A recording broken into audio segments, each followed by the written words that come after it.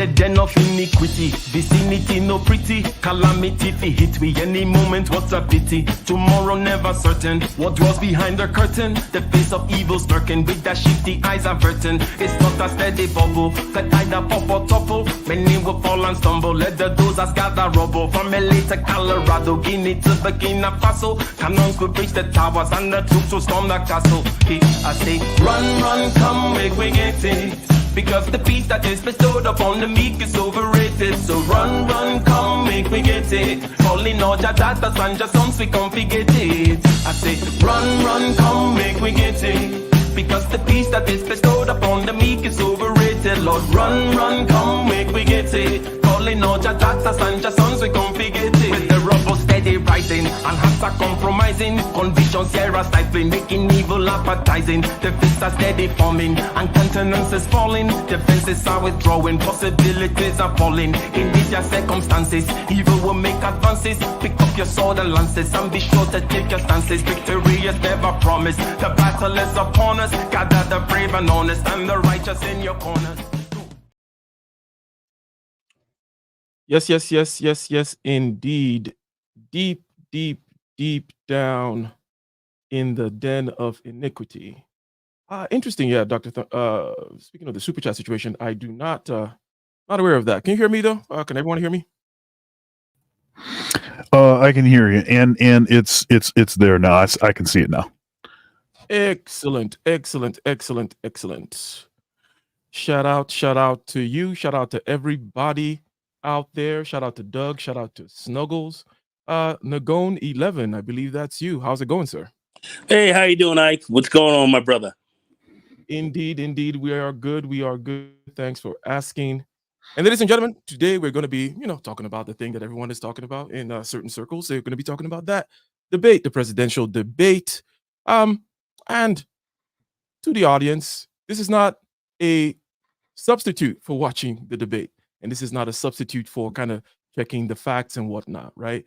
You can go to Google, you can use ChatGPT, you can do all those other kinds of things to kind of get the facts. We are going to be exploring things that have to do with the format, the performance, the impact possibly that it will have in states like Michigan and the post-debate spin, if you will. Some people were surprised. There's a question as to, well, why were they surprised? And those other kinds of things.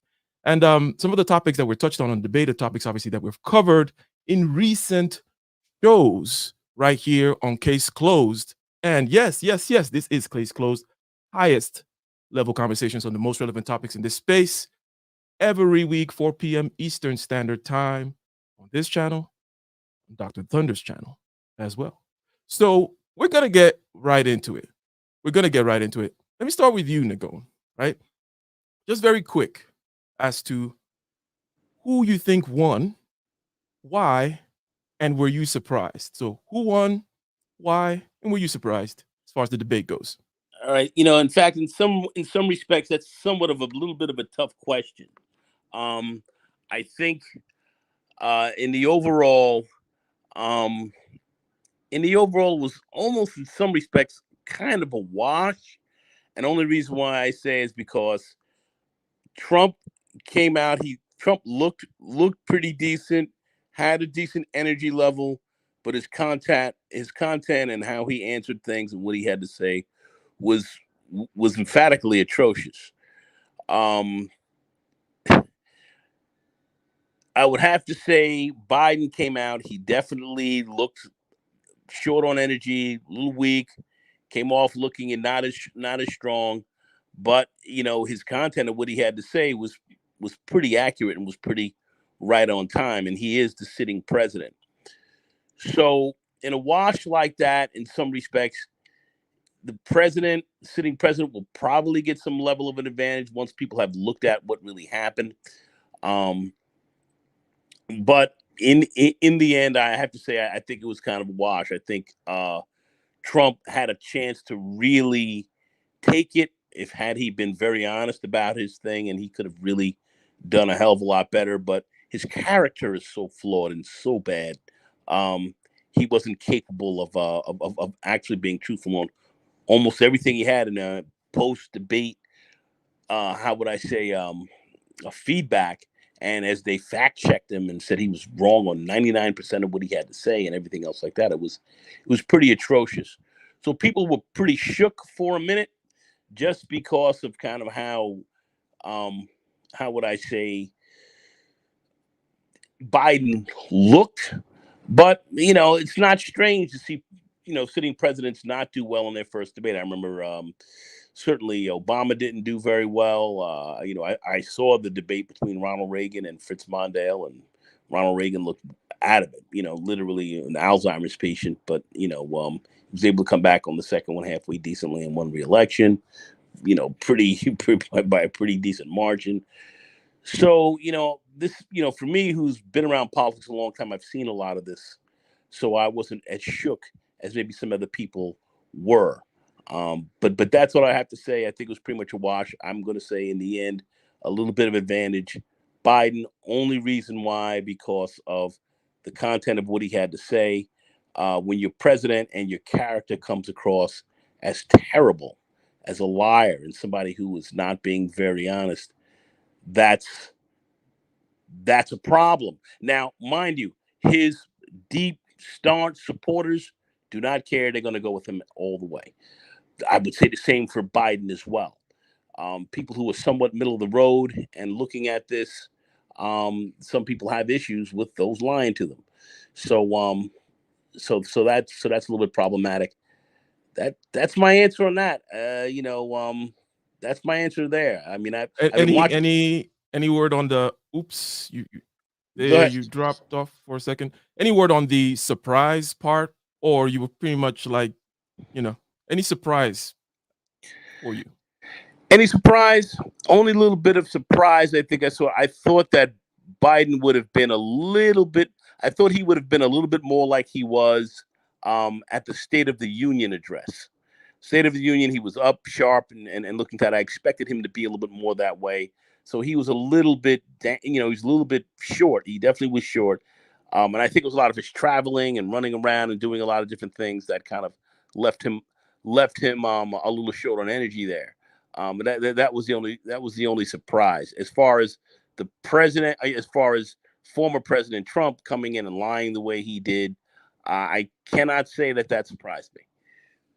Yes, and we will cover a little bit of the fact checking aspects. I see Ramil, shout out to you, in the chat asking about that, and we'll touch on that. I'll go ahead and play a little bit about the fact checking.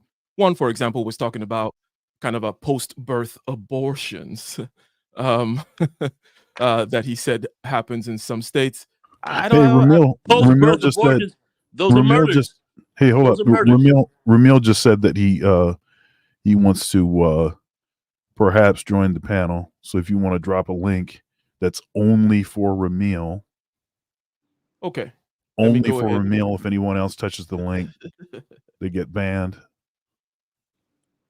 Well, there you go. The link should be appearing in the chat. Shout out to you, Ramil. Now, but I was just going to quickly say, post birth abortions, those are murders. It's ridiculous.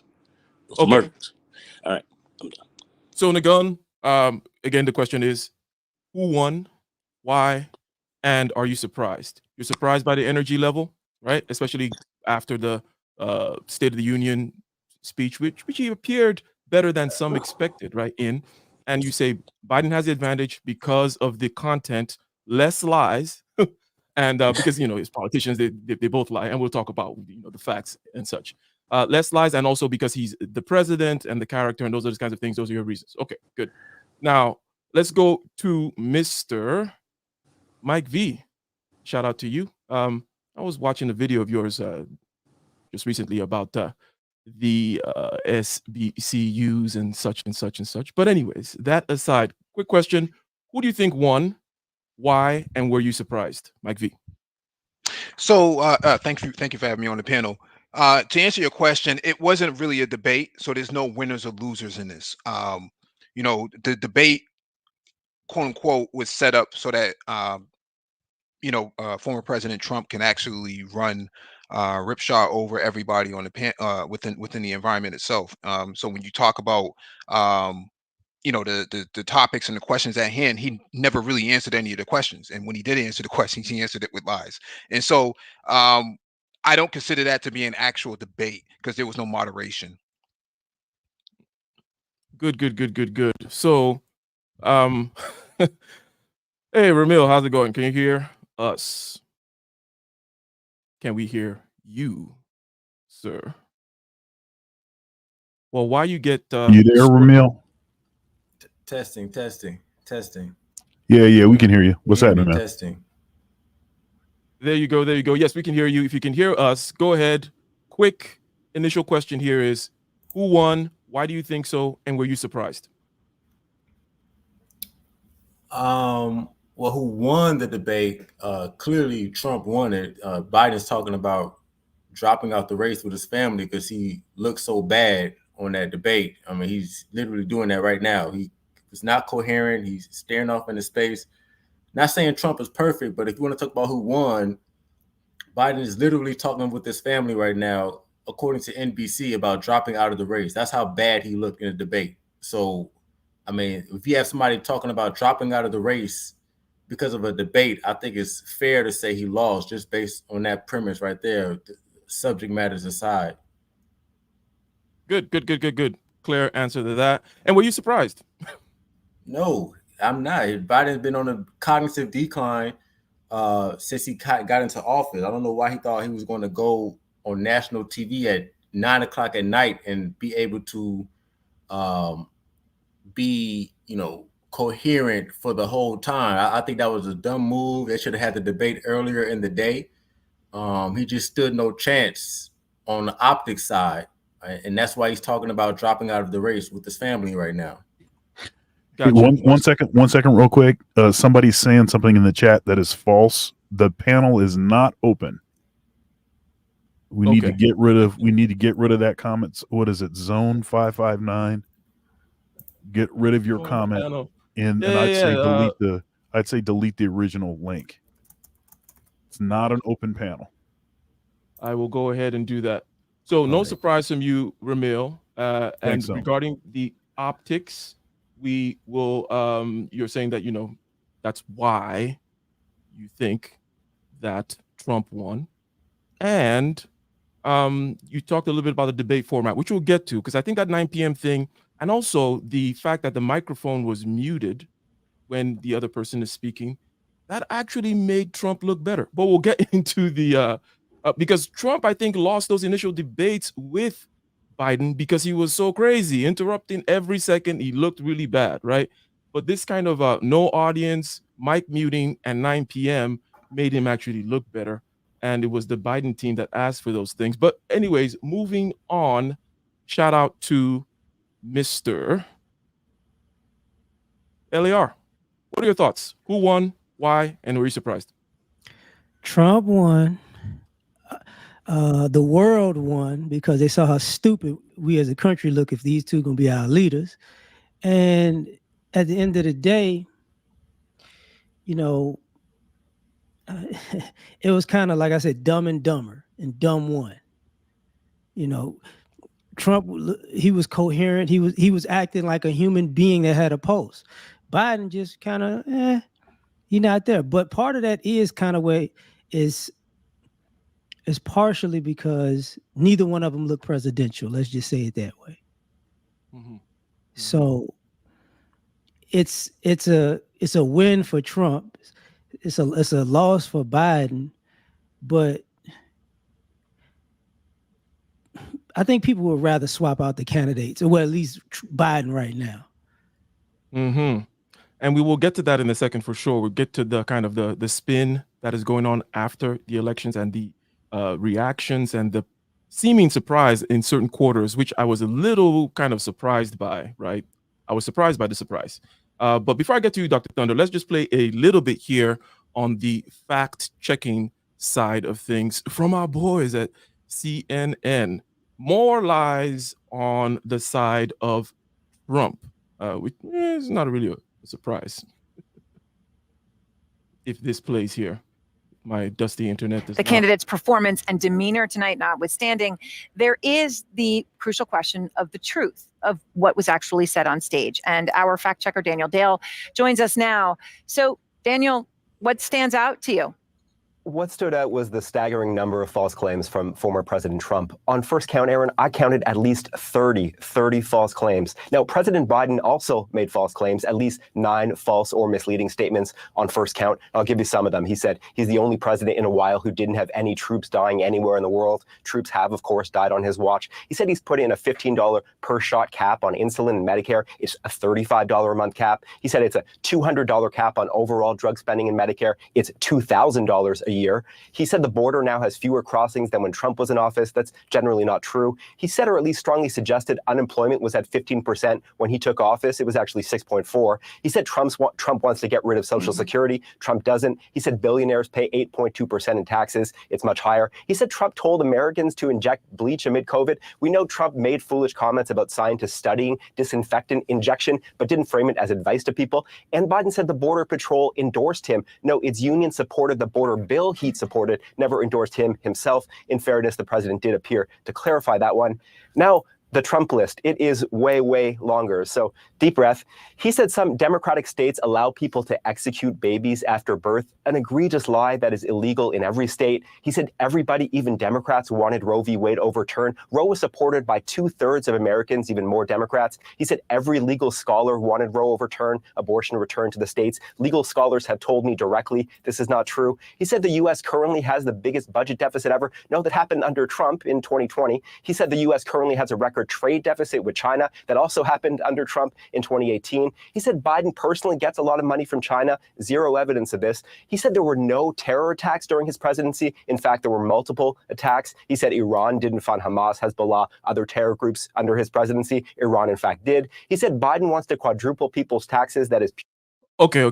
We get the idea. So we're going to move on to you, Dr. Thunder, regarding this initial question here. Just basically your impression of who won and why, and were you surprised by the result, if you will? Let's see here. Trump won the scumbag contest.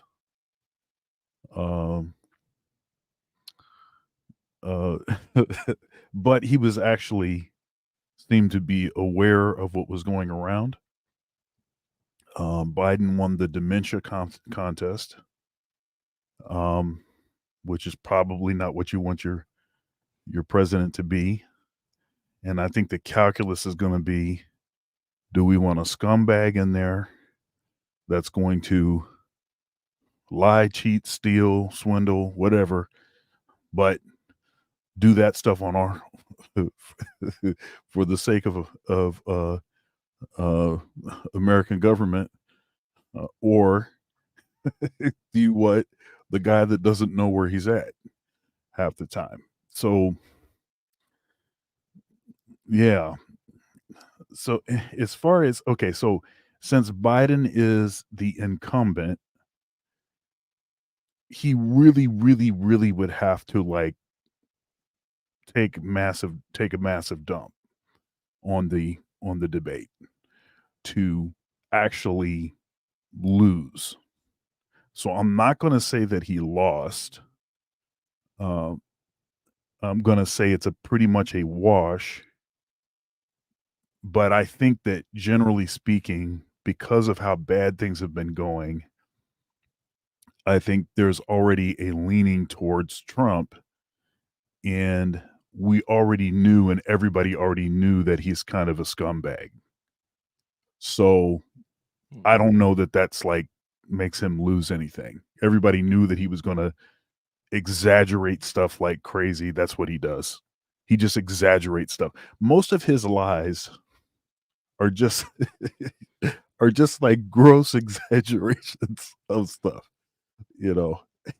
It's it reminds me, and I have to check my son on this, because my son, he is prone to exaggerating certain things.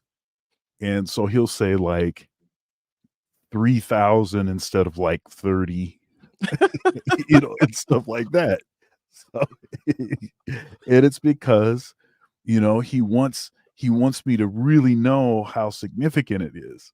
So he exaggerates, and I have to, I got to check him on that. Most of Trump's lying is just exaggerating, like grossly exaggerating stuff. Doesn't make it okay, but I kind of understand what kind of lies I'm going to get from him. And I think most people, they they're like, okay, well, we think that politicians all lie anyway. At least we kind of know why this guy lies. So anyhow. Yeah, very well put. And a point of kind of convergence or agreement here between you and Nagone regarding it's a wash. The sitting president has a little bit of an advantage, and that Trump won the scumbag aspect of things. Let me ask you, Ramil, and then Mike V, what you thought about any change in style that Trump exhibited, right? I mentioned the fact that the mics were off, so you didn't get to see him kind of interrupt. So, well, that is one factor. But generally speaking, it seemed like he's kind of doing something else, right? He's not doing the crazy thing that he was doing before. Yes, he's doing the bullshitter salesman thing all the way to the max, right?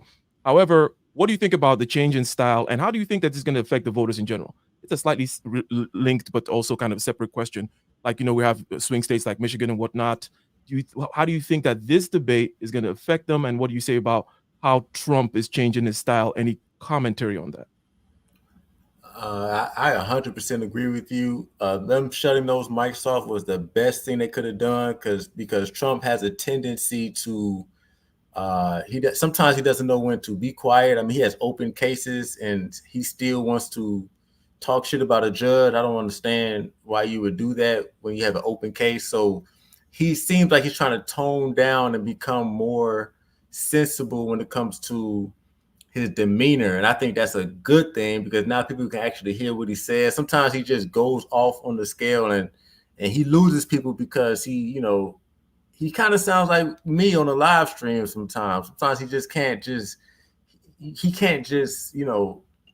keep it together. So I think that's good that what he's doing because that only makes Biden look worse.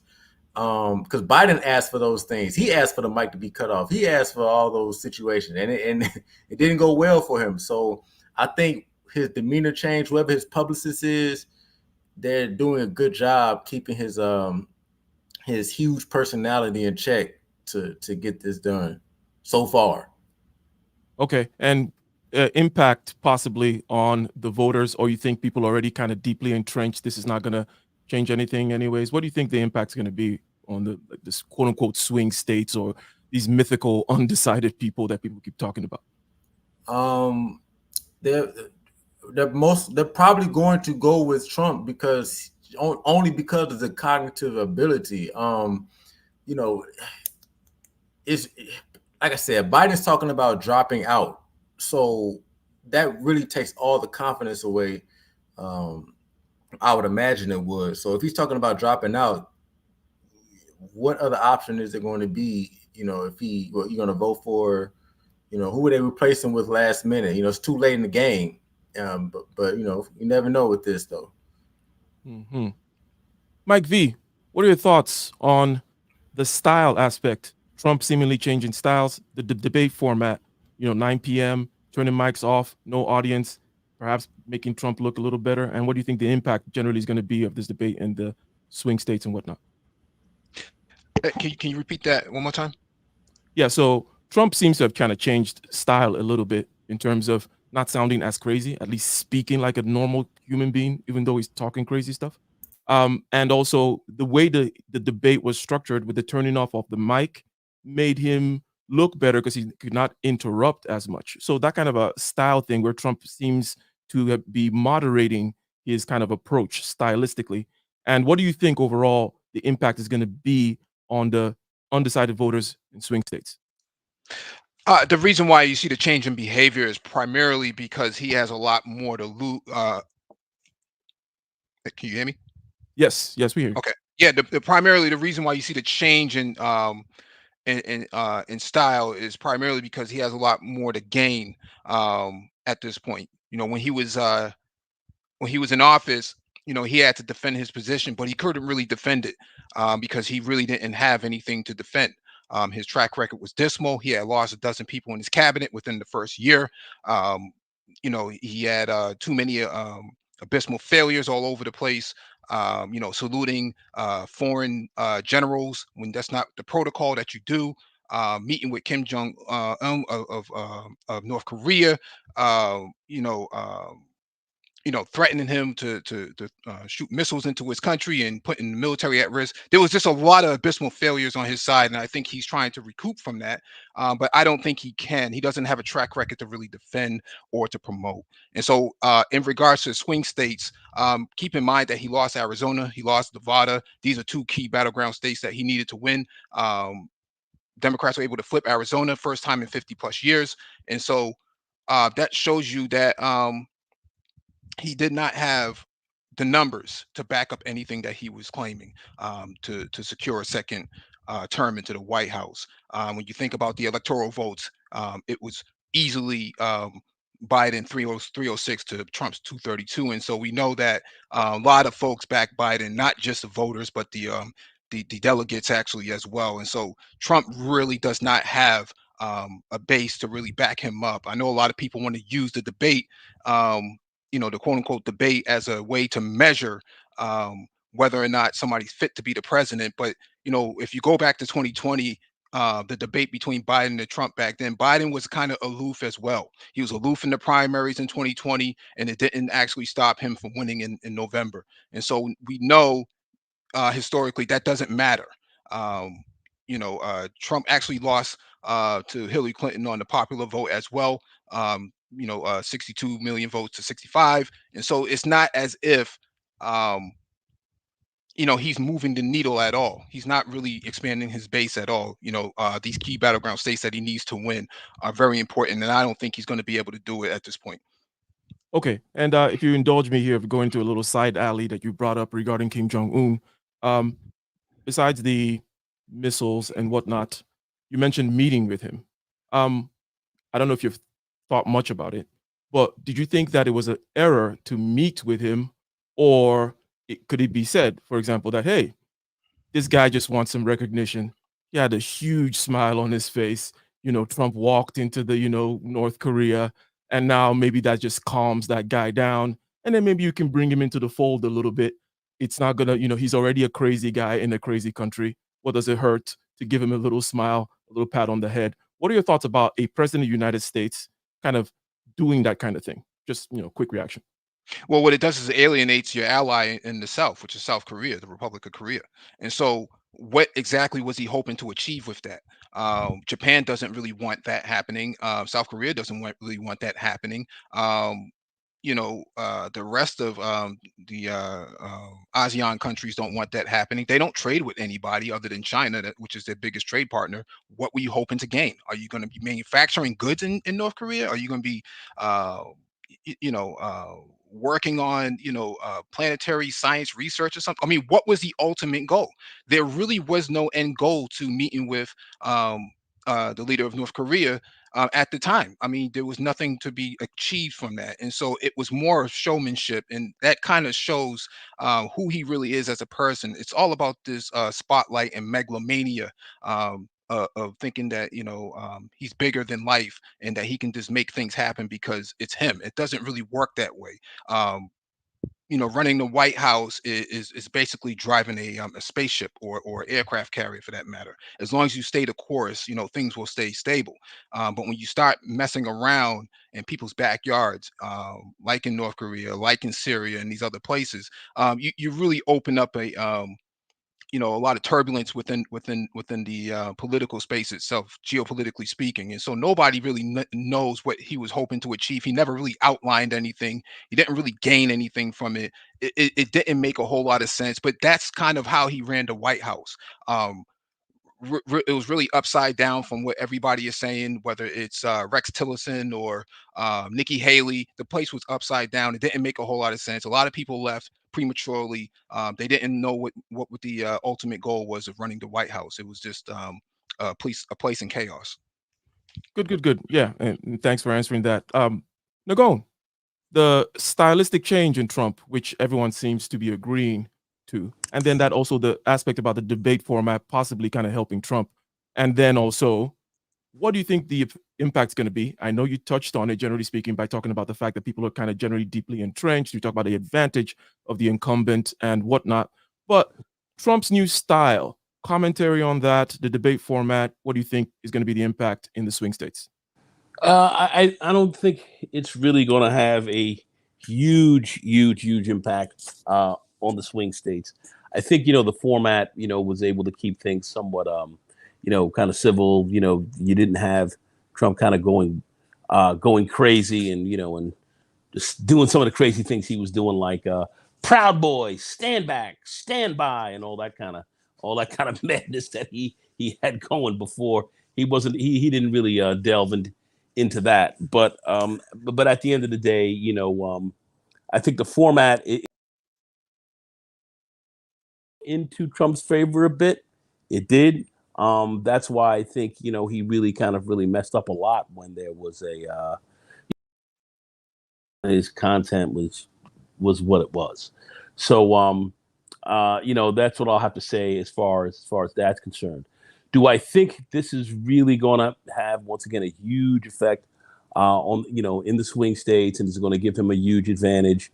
I believe, quite frankly, coming across, and now you're talking about, you're dealing with independent voters now, as opposed to your hardcore, MAGA, far right, and so forth. Now you're dealing with people who are more middle of the road, or some people might be a little more middle left, or some people might be a little more middle right. I think the character and being truthful about things are going to play heavier with those types of voters, who are going to look at that more so than they're going to look at those who are just going to be just dyed in the wool, straight for one or either candidate. People are going to have to sit back and make out. People out there, voters out there right now that are really still straddling the fence. I think you have some, but for those who are straddling the fence, I think the content of what you're talking about, running on your record and having a decent record in which to run on, is going to be important. That's why presidents tend to have the advantage. Even when Reagan was sounding as ditzy as he did against Fritz Mondale, some people here are too young to probably remember that. Ramil and some of these other people, they weren't born yet, but I was certainly watching these things very actively, and ultimately they judged Reagan on his record at the end of the day, and they're going to have to look at Biden kind of the same way.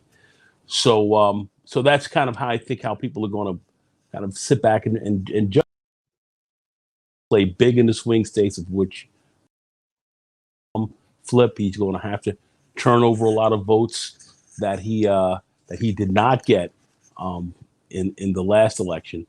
And is he really going to be very successful at that? I'm looking at all the craziness of all the media and all these people saying whatever. And the black vote's going to do this. Black vote's not going to be any more than 15% as it usually has been.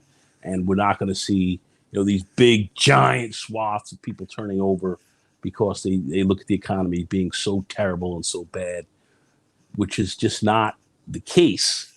So it's going to be a tough battle for Trump to overcome. But that's my overall view, and not being very truthful as a candidate is problematic. Shout out to you. And just so you know, you cut in and out. I don't know. Sure. I don't know why. This is StreamYard, so StreamYard is a very. It's I'm usually on Zoom, so StreamYard is problematic. I don't know why I'm having issues with it, but anyway. No problem, though. No problem. We got everything you said. And ladies and gentlemen, again, case closed, 4 p.m. Eastern Standard Time. We're talking about the debates. All right. Go ahead and super chat your questions, comments, concerns, commentary. And shout out to you, Jaya, talking about on the foreign policy aspect. Trump could have said, if he was more moderated about and not BSing so much, he could have made some good points about, let's say, for example, the sanctions in Iran, preventing Iran from having as much money to fund Hezbollah and whatnot, as opposed to saying that Iran was not funding Hezbollah and whatnot, right? So things like that, he kind of messed up. And then obviously he's going to say things like, I'm going to end this and that in the first week. But generally speaking, and he has said in other locations or the formats that he agrees that perhaps the West, perhaps NATO, pushed Mr. Putin to do what he did, given the fact that, you know, you're setting yourself up, if we put it in the context of the United States, that someone is setting themselves up in Mexico, right? Like, you know, it's like, you know, and it's been agreed that this didn't just start with the Putin administration or something, for time immemorial, after the Soviet Union kind of collapsed, that, you know, Ukraine is a special case, don't touch Ukraine, that kind of a thing, right? There was a statement, "Niet" means "niet" about Ukraine. You guys can go look that up if you want. But Mr. Eliar and then Dr. Thunder, stylistically, I know you already said, Eliar, that it was Dumb and Dumber and Dumb won. But what do you think about Trump's change in style? Do you think this is going to impress, affect anybody in the swing states and whatnot? And then Dr. Thunder. Okay, when it comes to that, it wasn't his change in style. It was the change in the format that was asked for. Now, I think he piped down a little bit because of his recent cases, but ultimately that wasn't on him. The swing states, here's the thing, like neither one of the economy is going downward. So the assumption is that, you know, Joe Biden is going to get blamed for this economy, the same way Trump got blamed for the COVID thing. So Biden's got something working against him, and Trump's got momentum because people want him out of there, want Biden out of there. So that's how that goes. For me, the interesting thing about the swing states is the hypocrisy. Because like Nagone was bringing up Ronald Reagan. Basically, in 2024, you got a Democratic Ronald Reagan being Joe Biden looking discombobulated and too old to be in office. And on the Republican side, you got a 2024 version of Bill Clinton now because his character's calling question because he's getting some on the side. So the swing states are more so about people who, which one do you really would rather have? Would I rather have a guy who lies and who's getting side chicks and making outrageous statements? Or would I rather have a guy who, I don't know if he gonna be, they call a man Sleepy Joe at this particular point. They're like, you've been in here 4 years and it looks like you've been asleep the whole time, is because people are gonna be extreme about this stuff. So at the end of the day, it's in my opinion, it's going Trump's way. So, and Nagone brought up the people commenting on the black vote and whatnot. And perhaps we shouldn't, maybe we just call it the vibes vote. It's not only black people that look at certain kinds of things. And I'm making a snide remark here. It's just that people were saying, hey, maybe that whole porn star thing, when you compare with someone who looks like he's barely there, maybe someone that can get it up might work in his favor. But anyways, shout out to Dr. Thunder. What are your thoughts about the stylistic change that Trump expressed, debate format, and what you think how you think it'll sway people?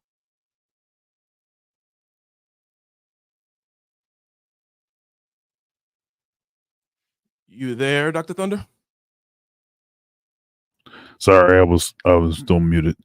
Yeah, like LAR said,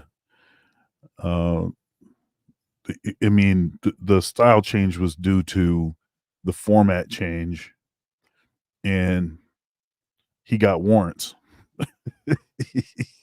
which apparently is another way that he relates to the black community. It's because he got warrants. But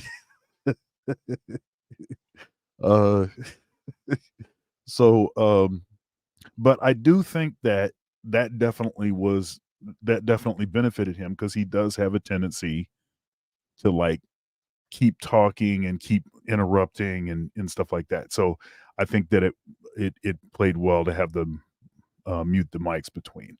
So that was good. As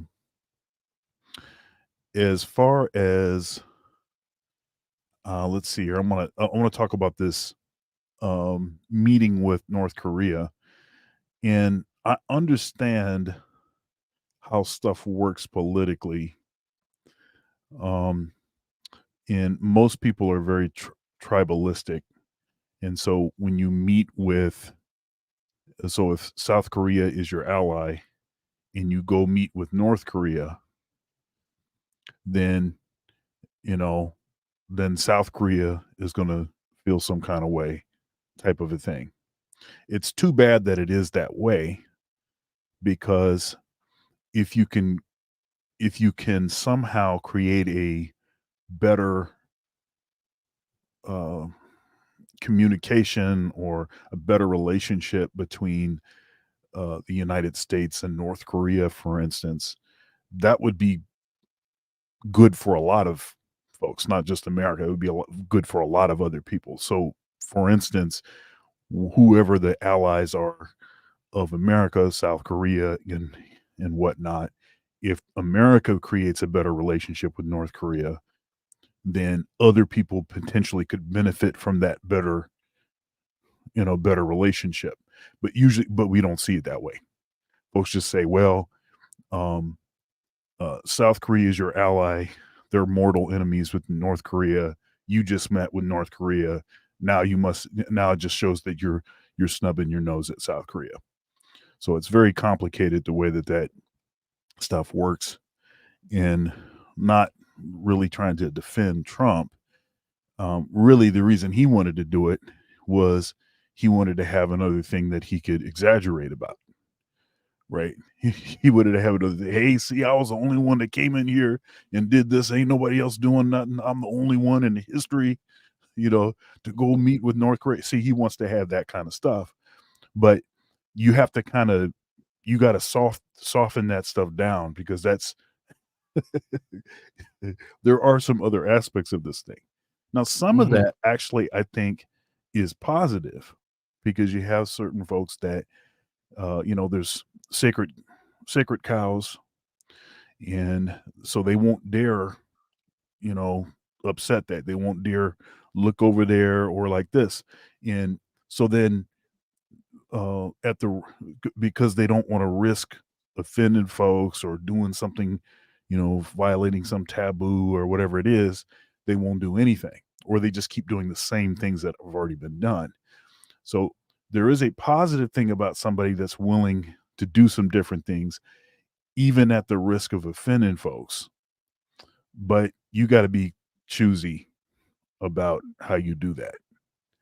So anyhow, yeah. Kind of want Ramil to chime in on this here. And what I'm seeing here is that deal maker persona, right?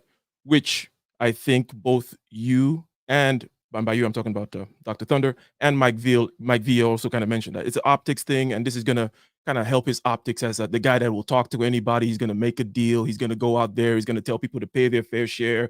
He's gonna talk about, he's gonna do these kinds of things that question every organization and America's contribution to it. Blah blah blah. This kind of a deal maker persona. Before we get to the kind of next round of questions, do you have anything to say about that, Ramil? Do you like this deal maker persona that he has? Do you think he comes through on it? Do you think it's a real thing?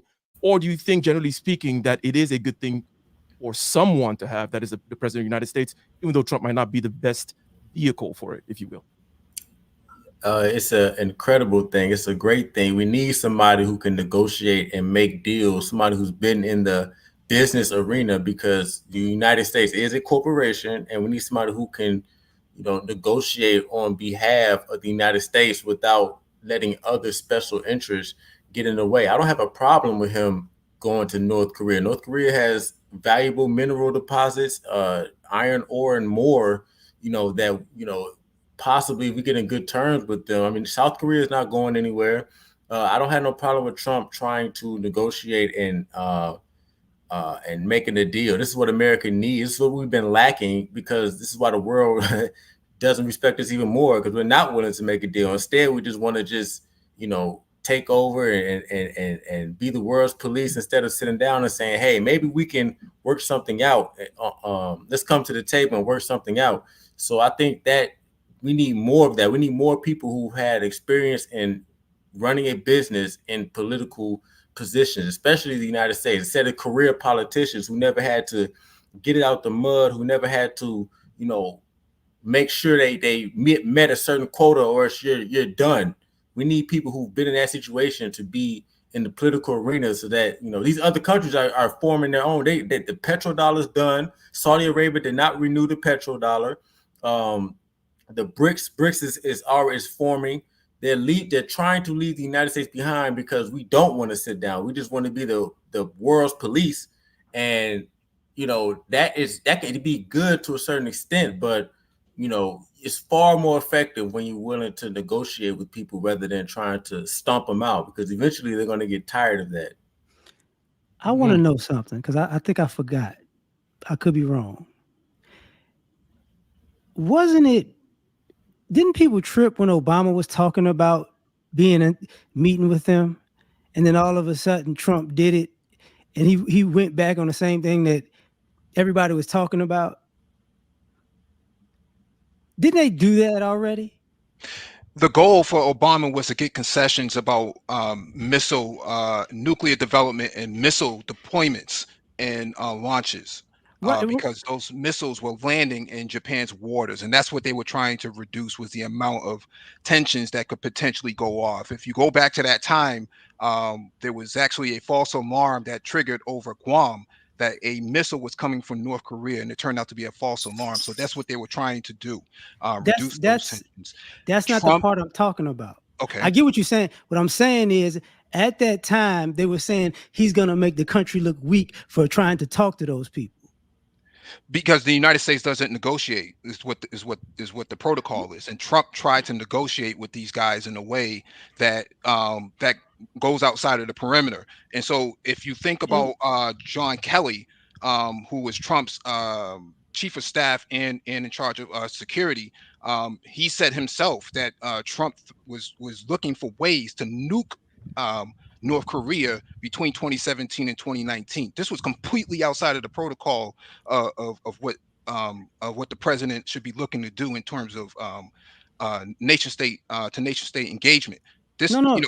I'm just making the point that because this conversation is revolving around North Korea, but there's a lot more context to this than what some people may not understand. No, I'm not. What I'm asking about is the hypocrisy of it, because I remember Trump being one of those people saying it was going to be weak to talk to them.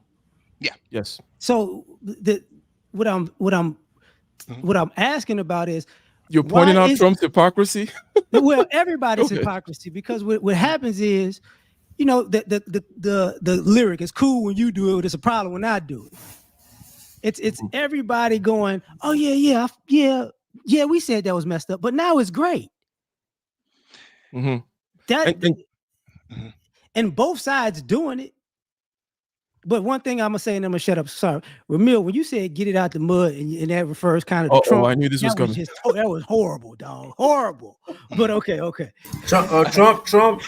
Look, even if he got an inheritance, he expanded his family empire. He didn't lose it. It takes a lot of intelligence to not squander an empire. Majority of generational wealth is squandered by the next generation. He managed to grow it. That's not easy to do. Most children lose their inheritance. They lose the money that their parents give them. So the fact that he grew it and didn't lose it, that to me, that that speaks to something. Okay, he got his inheritance out the mud. I got you now. No, he didn't lose it. He didn't lose it. That's what I'm saying. He didn't, like most people who get an inheritance lose it. He didn't lose it. He grew it. That's not, most people who get inheritance don't grow their wealth. Let me tie a little bow around this here. Generally speaking, if you take Trump out of this equation regarding, people getting something from their parents, I've always not, because it's like, oh, well, this guy started this company in his garage, and then somebody will like, well, at least his parents had a garage, right? Where do you stop, right? The point is, you can't fault people for getting stuff from their parents and then building on it, right? It's not. I want to say something here real quick. this ties into, I think, an issue with the black community. See, black men tend to look down at other black men that had their father in their lives as having an advantage, and then therefore not really being tested in the same way that single mother raised black men were. And that's a critical fail. And I remember, and I didn't have a frame of reference for this. I only really kind of recently started thinking about this. But I didn't have a frame of reference for this when I was, young, in the, music and everything. My dad was always around. My dad was my manager. My dad was my teacher. He was my teacher all the way until I went to college, and he continued to manage my career. And he was at every gig. He was always there. And I'm not going to say his name, but a rather famous saxophone player who did not have his dad in his life, that would tease me about my dad being around. Where's your dad at? Oh, there he is right there. He would tease me like this, right? But it's the same issue here that we're talking about. That's alive there.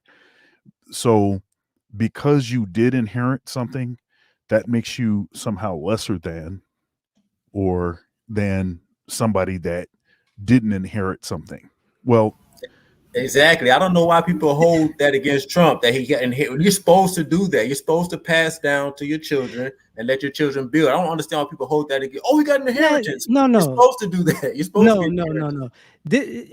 Okay, for me, what I'm talking about is the mythology of when you put "Get It Out the Mud" and Trump in the same thing. That is not the mud. This mythology of people in reality that we even put towards politics, it becomes, chopping down a cherry tree, and 100 years later, he's the most honest person we know that owned slaves. This is what I'm talking about: the hypocrisy and to be on somebody's team, you ain't got to lie for them. So you got to start from zero. So you have to start from zero to get it out. No, you don't have to. Yet to get it out the mud, yes, it's called the mud. It's not the skyscraper. It's not the penthouse. It's the mud. You can't use both of them synonymously. Move on from this. I want to ask you, Mike V. There was a whole kind of thing surrounding this topic that we've been talking about, and that is the whole cognitive decline aspect. And there was a reaction after the debate. You have the people. I forget the black guy's name now.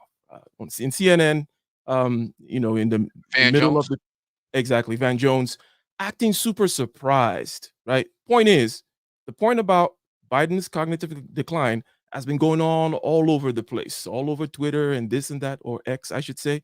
And it should not be that surprising, even though some people were saying, oh, I just had a 2-hour meeting with Joe Biden. He's the best Biden he has ever been, right? Which is kind of crazy to say.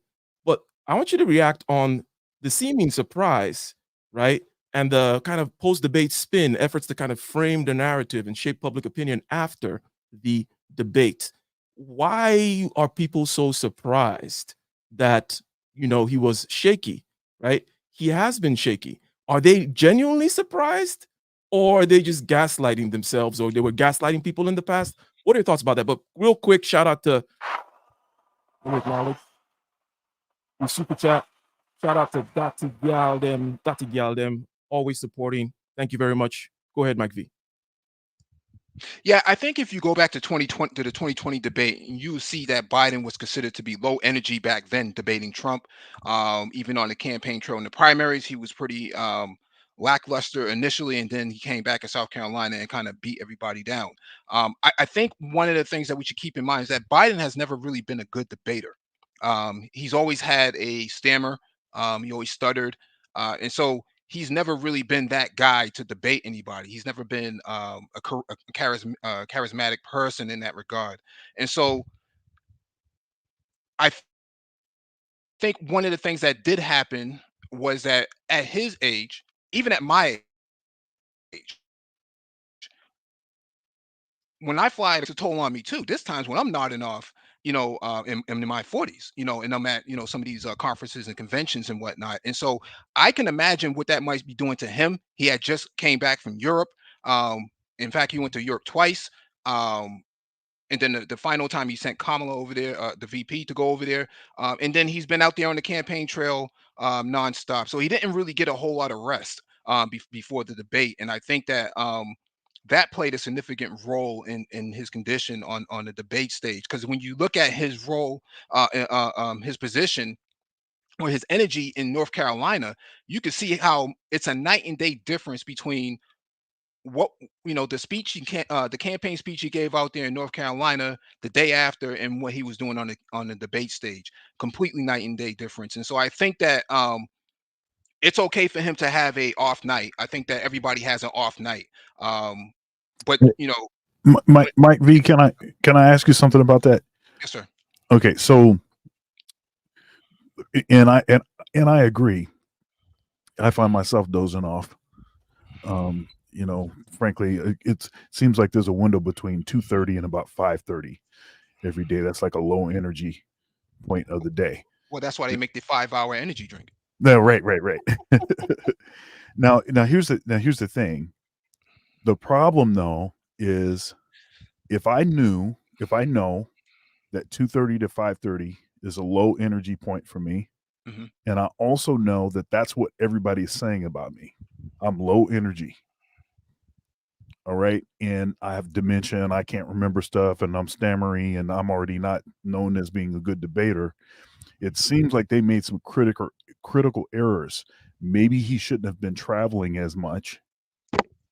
Maybe they shouldn't have done the debate as late. There's a number of things. It seems like his handlers didn't do a good job of making sure that we got the best Biden for that debate. What do you think of that? No, I think that there is, some murmurs that's happening in the background that whoever helped set up, prep him for the debate didn't do a pretty good job of it. When you think about boxers or even athletes for that matter, LeBron James, he takes an ice bath, to recover. You got all sorts of icy hot gels and biofreeze and sort of things that athletes use to prep for themselves, pre-game and post-game. I think that there should have been a strategy going into that. I don't know if they had a strategy going into that. I'm just saying, I think that is a part of the debate prep, especially at his age. But going back to some of the commenters like Van Jones and whatnot, I think everybody has the opportunity to take digs at Biden, but anybody can go back to 2020 and see that Biden was, performing the same way back then too. Can I ask you, Mike B? Can I ask you a question real quick? Now, they said, I think that was the Justice Department. They said Biden is basically not competent enough to stand trial. That's why they didn't charge him. Not because he didn't do anything wrong, but they literally said he's too slow. So if he is not competent enough to stand trial according to his own Justice Department, how is he competent enough to run the country when they gave him a break on getting criminally charged because of his mental capacity? I don't really know anything about that, but what I do know is when people use the term dementia, you have to keep in mind that Dianne Feinstein, I can't. You say you don't know. They was about to charge him for having those documents, and the DOJ came out and said the only reason we're not charging Biden with this crime is because he's not mentally competent to stand trial. That's what the prosecutor said. Yeah, and he was pissed off about that. He didn't like that they put it that way. But what's your take on that? If the Justice Department is saying he's not competent enough to stand trial, how is he competent enough to run the country when he can't even defend himself? Because that's the only reason why he got out of criminal charges. Well, I think that's a separate issue from the debate itself, because I think what the question is whether or not he was, physically and mentally fit for the debate. And I think when people use the term dementia, Dianne Feinstein had actual dementia. She was incapable of participating in her role as a senator, and so Biden doesn't have that issue. Biden gets around pretty well, contrary to what the cameras show on the debate stage, where he's kind of looking off. He's not really looking off. The podiums are inverted, where he's looking at Trump sideways, because it's unbelievable some of the statements he was making. And so he's not necessarily incompetent in that area. So you agree he should stand trial for having those documents in? You agree, because he did have those documents in his house, like Trump. So you agree that he should be charged based on his mental capacity? Because the prosecutor said no, because he doesn't have the mental capacity to do it. But you're saying he does. So basically, you're saying he should be able to stand trial for those charges then too. Hold on a second, Mike V. Yeah, I think you addressed the point, Mike V. Right? Or the way you want to address it. Now to Ramil, you could say that they didn't want to charge him. It's his Justice Department, right? And they brought out a particular reason, right? And it didn't make him look good. And now you're trying to tie him. That's what they said. I know they did say that. I know they did say that, right? But but I think that Mike V does not represent the Justice Department here, or whether or not he should be charged. But your point is taken. It's on the record, right? It's on the record. Can I make a quick statement? I'm sorry, Mike. Go ahead. In my lifetime, only 2 presidents have actually been seen as actually mentally competent. Because Reagan, they said, was senile. They was like, Bush didn't even know how to get his own groceries. People forget about that. Clinton, they was like, was all right. They thought Bush Jr. was retarded. Obama was all right. Then they thought Trump is a whack job. And now Biden senile. The bar is low for being competent to be the president. That's the other aspect I was going to mention, generally speaking, because it has been said on this show before that, look, the president is there as a party functionary to select judges and do certain other kinds of things, right? And as Mike V pointed out, if you stay the course with regards to what the administrative state has set up regarding foreign policy and certain other things, then things will work just fine, right? So, it's not your math professor. That's not what the president is there doing, generally speaking. Now, you could argue that it doesn't look good and he shouldn't be there, but the country will move just fine. But I want to ask you, Ramil, because we have to move on, because we got to get to the black jobs part of this thing, right, before we run out of time. But I want to ask you, Ramil, and I know this is what you're kind of talking about, but flesh out this idea about why people are surprised at his cognitive decline when everyone has been. Mike V even said, hey, back in 2020, it was there. Joe has always been a little shaky and all these other kinds of things. Not a great debater. Why all this? Oh my God, blah, blah, blah. And I mean, I'm coming from the left now, not the people in the right who have been calling him Sleepy Joe and all this kind of stuff. But see, why is the left surprised? It doesn't seem to make sense to me. That's 2 reasons. One, it's gotten worse. Okay, yeah, it was happening in 2020, but now it's very worse. And 2, after that debate, because sometimes the liberals kind of like try to play things off, just like not charging him for those crimes because of his mental capacity. But that debate, I know debates don't win presidency, but that debate literally showcased it to the point where they could not deny it. Yeah, CNN saying, "Oh man," you couldn't. That was one of the worst mistakes they did. They should have. Whoever planned that for his side, they should have negotiated better terms. That debate was just an eye opener to the point where now liberals are like, "Oh shit, damn!" I don't know if we can curse, but they're like, "Oh man, what do we do now?" There was that debate. That's what was surprised. It was prime time in front of everybody, no audience, no distractions. It was, even with all that leeway, it was a disaster. That's why. So the 2 reasons are it got worse, and that debate was just put it on the spotlight on it. Gotcha. Nagon, what are your thoughts about that? The seeming surprise coming from the left when it's kind of been out there. And also, prior to this, some people were gaslighting, like, oh no, he's great and all that kind of stuff. Like what's going on? What are your thoughts about that, Nagon? Like I said, I'm a political old timer. I've looked at a lot of this stuff a long while. I'm very much a political animal. Like these other younger cats here saying, they're struck, or I guess they're super shocked. I'm not. I really just see this as one debate. If he comes back in the second debate, does very well, then what are you going to say then? Oh well, he was terrible in that one. What is he on drugs on this one or something? It's just one debate. In the next 2 months, as this race heats up, you're going to forget about this and move on to the next. So that's kind of how I'm really looking at this at this stage. There he goes. Hopefully, if you can hear me, I don't know if I'm coming through, but yeah, I'm not really panicking on this too much at this stage. I've seen a lot of debates go on. I've seen a lot of stuff happen. I've seen a lot of presidents not do well in their first debates and come back, and things tend to look better. So that's really how I'm really looking at this as an old political operative, a guy who's been around a long time, involved in the political system currently, looks at politics deeply and so forth. Very much a political historian, looking at things from a historical level too, seeing what I've seen over the last 50 years. I can say this for a fact. I'm not very worried about this too much right now. When we see the next debate, let's see how he looks then. But panicking, no. What the party needs to do is just get behind a candidate, continue to press forward, move on with business. One quick thing as the political operative here. Kamala Harris.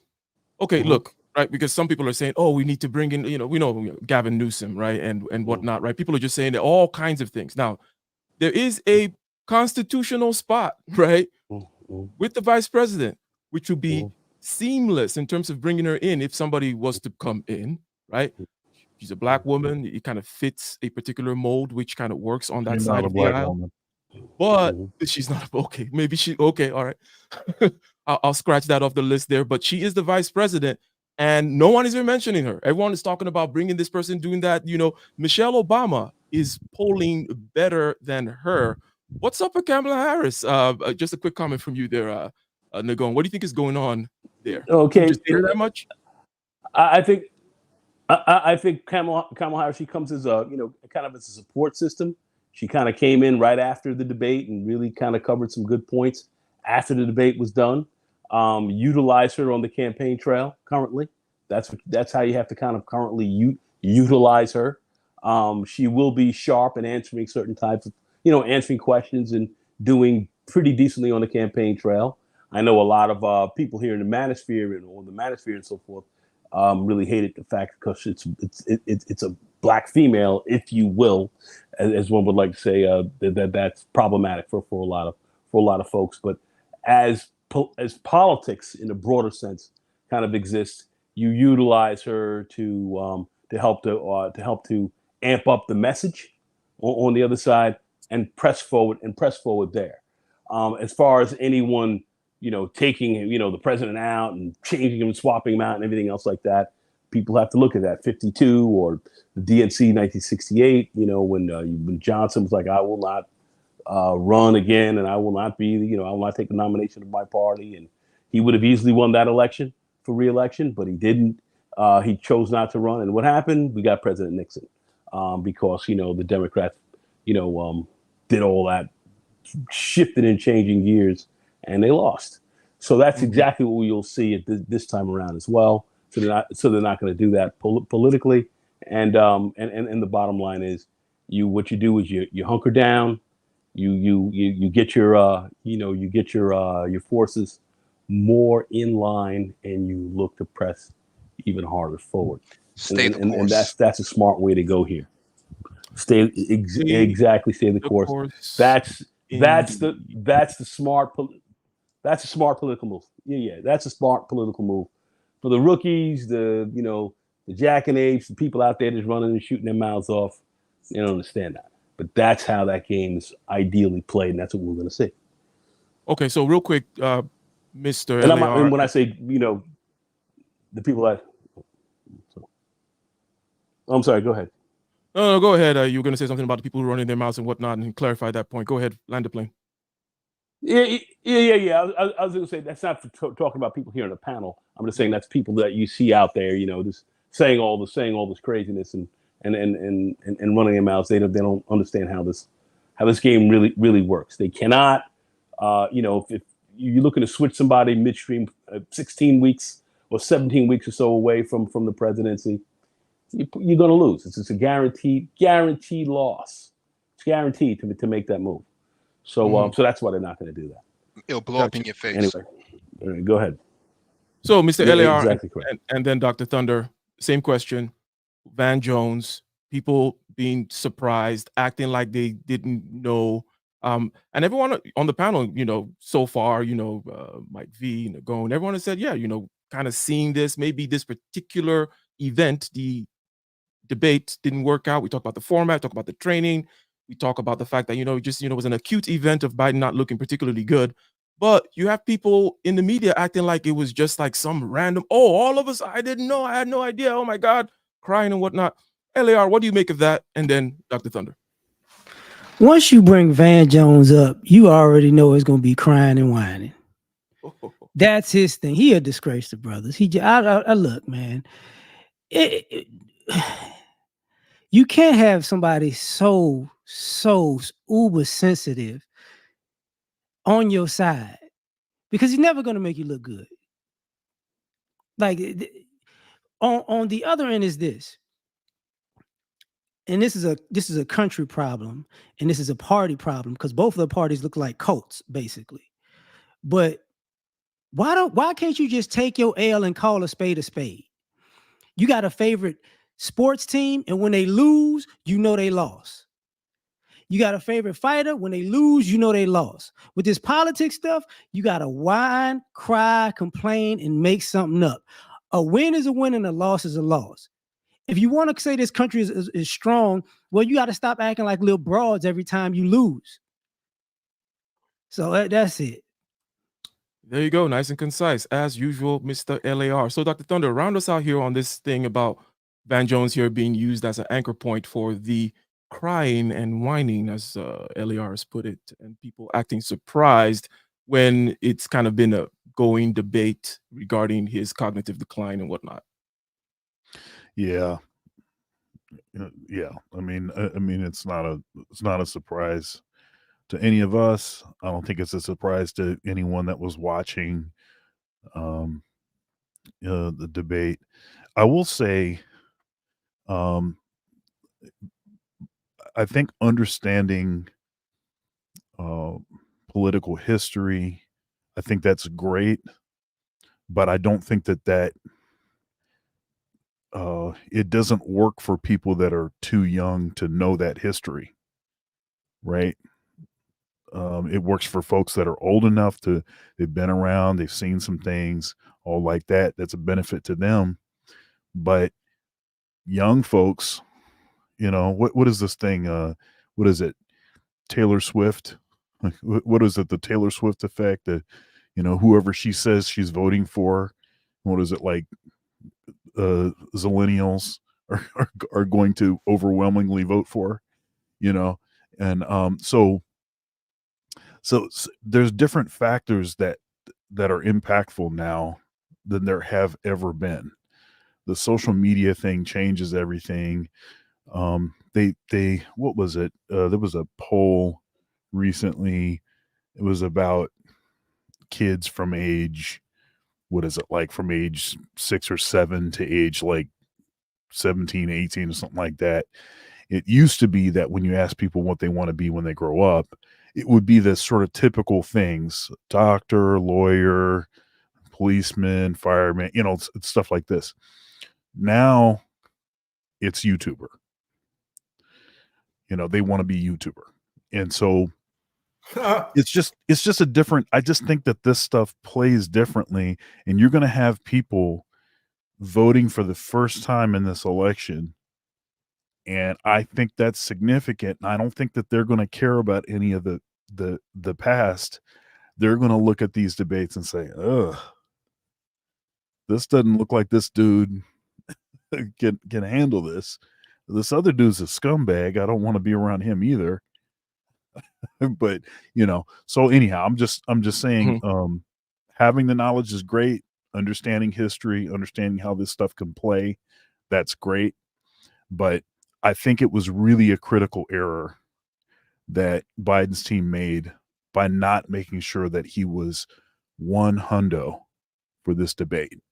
If the assessment was that a couple weeks prior he had it seemed like it was night and day, they needed that day to show up for the debate.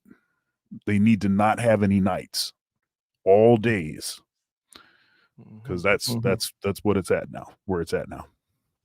I'm sorry. Can I jump in for a quick sec? I mean, Go ahead.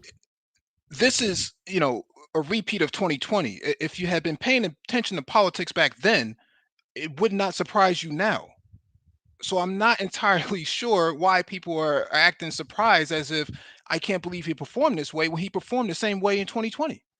Well, no, I'm not. I'm not surprised. I'm not surprised. I expected him to I'm do not this. saying you're I'm actually, surprised. if I'm not I'm saying you're surprised, surprised. I'm saying the idea that this is going to determine November. No, it's not. We saw this in 2020, and that didn't happen either. So yeah, I'm not necessarily, but understand, I'm not necessarily saying that. I'm just what I'm saying is, I don't think that they should have made that mistake, the mistake that they already made, but there's a lot of eggs in the basket. If he comes out looking lethargic for the next debate, I think it's done. Well, you have to understand, plenty of presidents have come about. If you're just a little bit of a student of history, you just look at it, and people can read this. So this is not very difficult. If you're younger, you can read this as well. Yeah, but they're not going to read it. That's my point. They're not going to read it. Well, some may not. But at the end of the most day, will not. But at the end of the day, most will not. Hold on a second. But at the end of the day, presidents, it is very common for presidents to come out and not do very well their first time out. When I say sitting presidents, do not do very well coming out. And they have a second debate that comes up. You're saying that, well, if he comes out and he blows the second one, it could be a huge problem. Yeah, that could be the case. Do you think that they will certainly be prepared to do better the second time around? You can pretty much count on that. And and still you have a lot of time for him to get on his train ride and however it does and go around the rest of the country and go to the various states and talk to his constituents face to face, and that also is going to play a big role. The debate is not going to determine whether he gets elected or not. But if he also to that point, when Obama debated Romney, he was also doing poorly in the polls and on the debate stage. He sure did. The idea that that's a determining factor, it's not. It's just I think y'all got something mistaken. And I was, while y'all were talking, I was Googling something. The age is 35 and under of people who can't write in cursive. You're thinking of a different demographic of people who actually have a memory and think long term. That's not what's going on right now. No. We live in a social media society where a clip can come back over and over again. A person could lose from a meme. And that's overall what we're talking about. We're looking at what people generally do. You're saying things have changed. So you're saying that things have changed so drastically from those times. And what I'm basically telling you is, no, they haven't. Do you remember? Do you remember? You remember that? Do I remember who? Yeah, that is true. That is true with the yaw and all these other kinds of things. And in hindsight, and historical kind of narratives that give causation to things. Well, Mike Dean fell because of the yaw. Well, who really knows, right? I don't think you can put much stock in that. However, I think that the point stands that Mr. Nagone and Mike V are making, that if you look back in 2020, that happened, right? And what happened? Basically, he performed badly and he still won. And then let's see, right? We're empiricists. Let's see what happens next, right?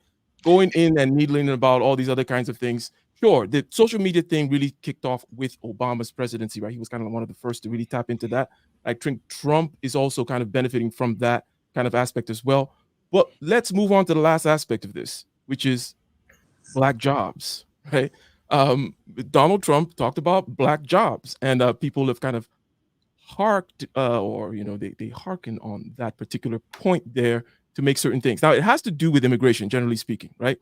So what I'm going to do now is just want to play a little thing here about immigration in general from Trump, and then we'll talk about the black jobs aspect. In this particular show, right, we previous episodes, we talked about the immigration thing, the immigrant thing, right? Does it make sense that black jobs, quote unquote, are actually being displaced from unskilled laborers that are coming in, especially, refugees whom are not selected, whom don't have that immigrant pluck factor, whereby they're selected for their skills and their competence and stuff like that?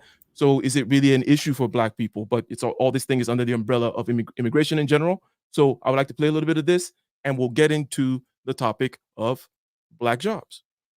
Mr. President, I know you're running out of time here, so but we haven't had a chance for you to speak to the border situation yet. So I want to give you a chance to address that, because that's always been really one of your main issues since 2016. You wanted to build a wall. The Democrats did everything they could to thwart that. You built the wall, but then Biden left a bunch of holes in it and then sold off the parts for scrap metal. And now we've had and repealed your executive order. So I want to give you a chance to speak to that. But one piece I want to just add in as a follow-up question is, a lot of tech CEOs say, if we fix the border, can we get more H-1Bs for tech workers? So can you address that as well as what's going on at the border? Yes. So we built hundreds of miles of wall, David, as you know, and we're very proud of it. We did it as per specification by the Border Patrol. They wanted exactly the wall that we did, with the climb panel on top, with steel, concrete, and then rebar, and all of the things that they wanted to have vision through it, clearly through it.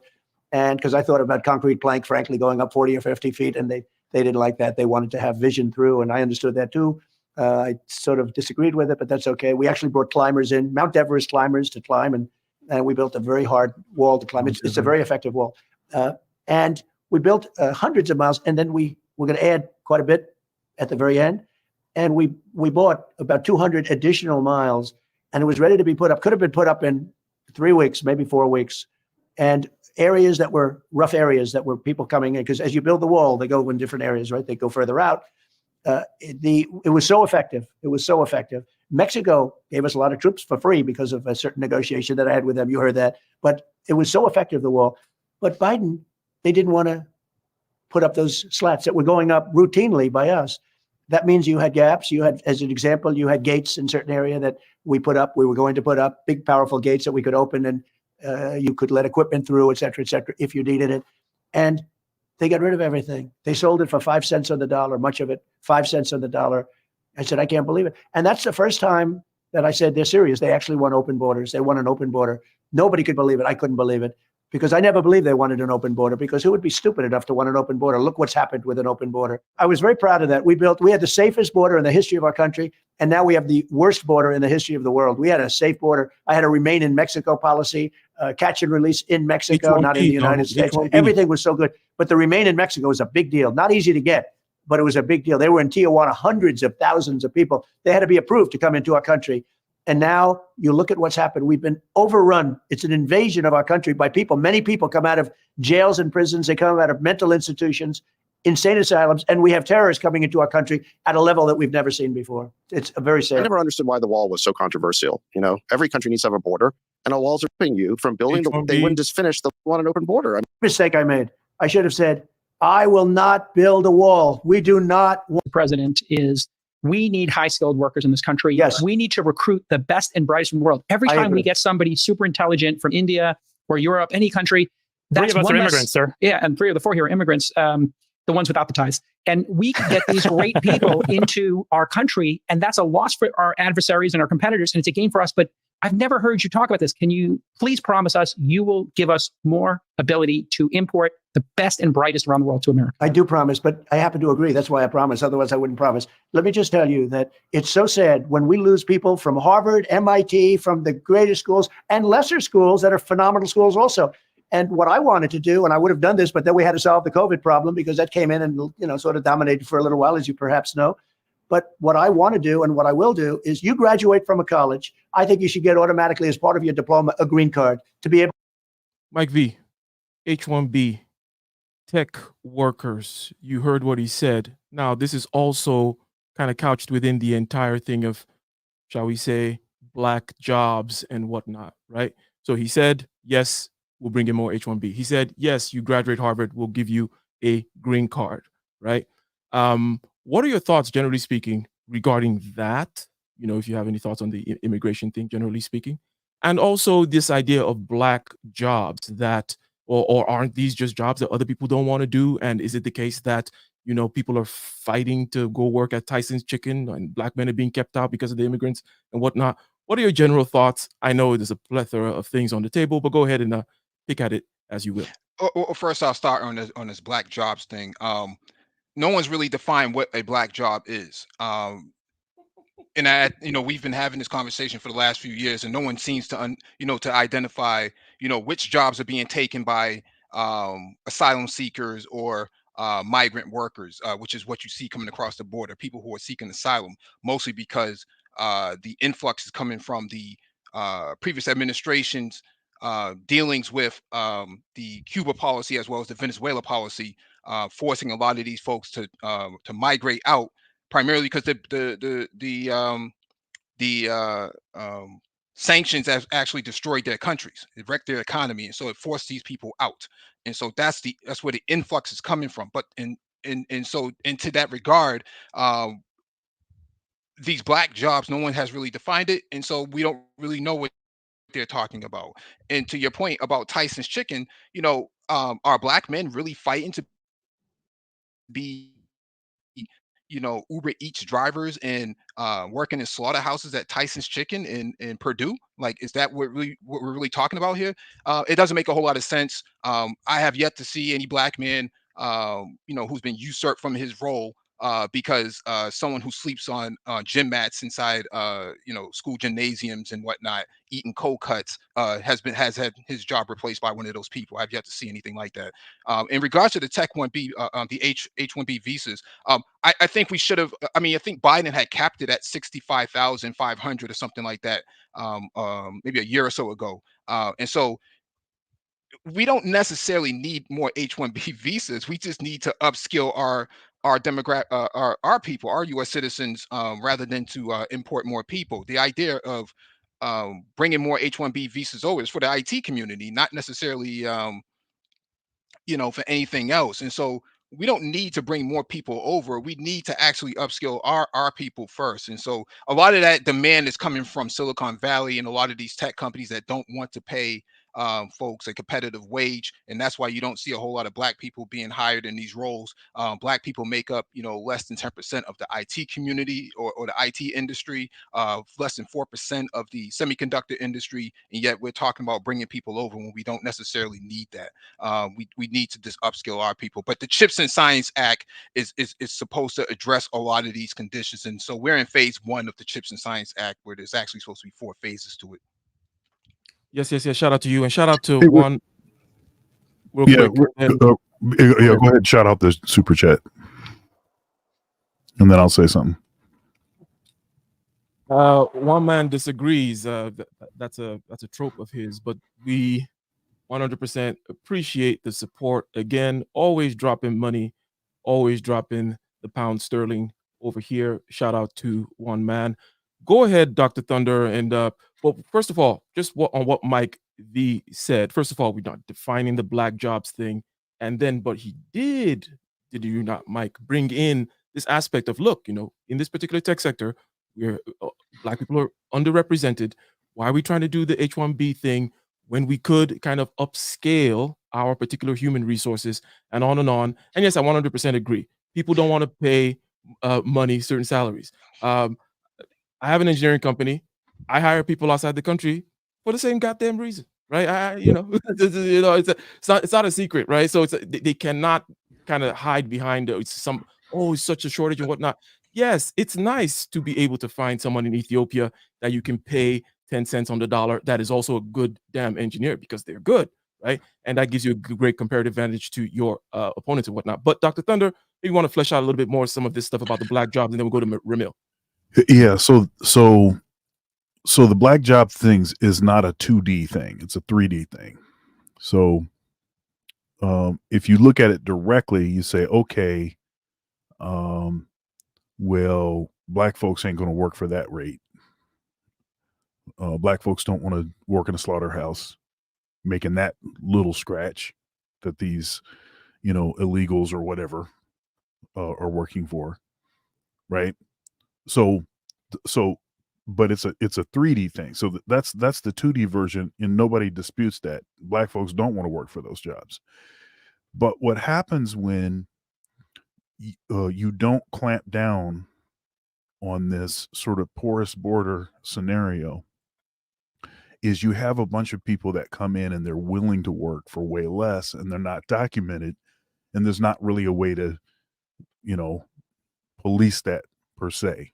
So you have companies that are paying folks very little money But that's fine for them because the value of the dollar is so great compared to the currency where they're from, that they can actually be developing a middle class in the other country with these super low rate wages.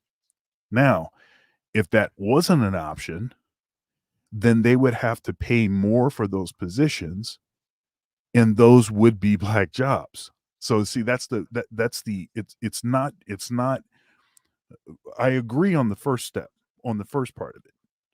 I agree that black folks don't want to work for no money doing these kinds of labor intensive jobs, whatever you want to say. But if they actually had to pay, then black folks would want those jobs because they would pay well enough. And so this is why these sort of situations, and if you put up there's a comment in the chat, John Smith, you had it highlighted before. John Smith had a comment. Claude Anderson? Yeah, about Claude Anderson. Dr. Anderson said years ago that illegal immigration was going to take jobs away from us blacks, right? So if you take jobs away from blacks, weren't those black jobs? So to that point, that's the black jobs we're talking about. We're not talking about jobs for what the illegals can work for. We're talking about if that wasn't an option and they actually had to pay, for people to do those jobs would be black jobs. Where is the proof of this? They're hiring, trying to hire illegals for police officers.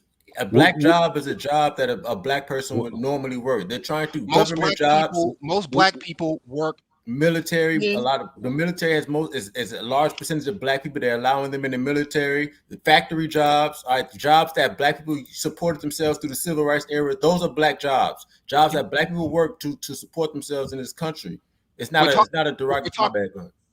We're talking about something specific though, right? Because the term black, no, I'm saying the term black jobs infers that there's an industry that is specifically dominated by black males. It doesn't. No, it's a job that a black person works. That's a black job. And there's no evidence, circumstantial evidence that proves that the people who just came across the border last week that's sleeping on gym mats and eating cold cuts is a direct correlation to black people. Yeah, now when they get settled. No, you just went 2D again. I'm not going. When they get settled, when those immigrants get settled, they're going to go after jobs that normally that black people will go for, such as the military, such as government jobs. We know black people love working for the government, factory jobs, skilled trade jobs. They're going to go for that in the future. Black people work for the government because that's where they're represented the most at. From a civil rights perspective, that's where immigrants are trying to work for the government too. Literally. They can't work for the government unless they have an I-9. Unless they have an I-9, they cannot work for the government. They're taking those prerequisites away. They literally are. No. They're letting the immigrants to work. In what jurisdiction, Ramil? Can you cite a jurisdiction? We know that California, for example, does certain kinds of things like that. California. We're talking about federal jobs. Federal jobs. There's a federal government and a state government. Government.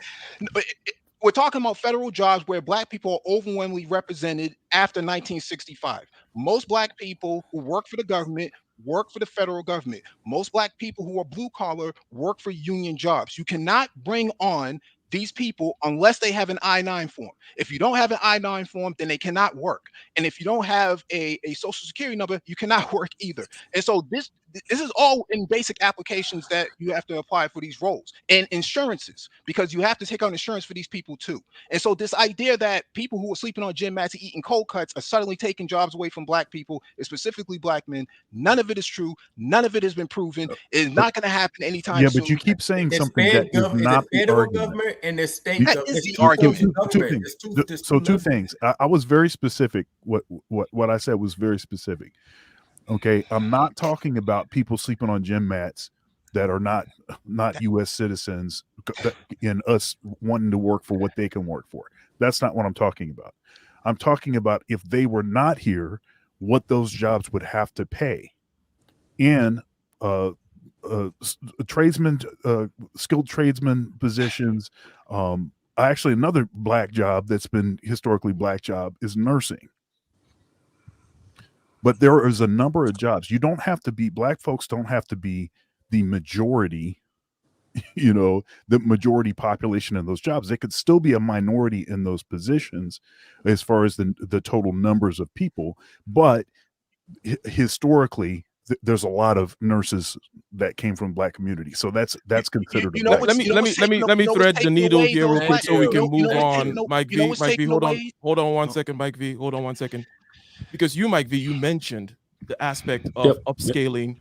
First of all, Dr. Thunder said no, it's not a 2D thing, it's a 3D thing. So there are many aspects here, and one can see all these things on the table, and none of which are mutually exclusive. It's like, okay, if Dr. Thunder wants to talk about, hey, if immigrants are not here, the scale, or the pay scale would necessarily go up.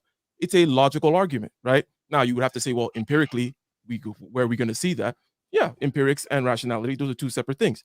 Mike V, talked about the fact that, hey, if we upscale our people, then we would not need to bring in H-1B, and some of these things will lead to black jobs and whatnot. So why do we necessarily have to fight these 2 points? It's like there are many kinds of things going on here regarding labor, the labor market that's internal and the labor market that is external, and the wages that are there and the levels of skill that are there, right? Because So it's gaslighting, Ike. It's gaslighting because the anti-DEI movement that is coming from Trump's party are the same people who want to undermine black jobs. So don't tell me about an illegal, undocumented migrant worker or an asylum seeker and then say, oh, we got to fight those people. No, fight those mother flipping people who are in the Republican Party who want to take away, DEI and affirmative action, the very same policies that allow black people to have the jobs that they do have now. No one wants to have that conversation because we want to fight these other folks. Can I make a quick point? Mike V was about to let one fly. But Mike V, didn't you just say that with the H-1B they should be looking towards the black labor market before they look for the immigrants, for the tech jobs, for the H-1B visas? Didn't you just say that? No, that should be the ideal case, but the Chips and Science Act.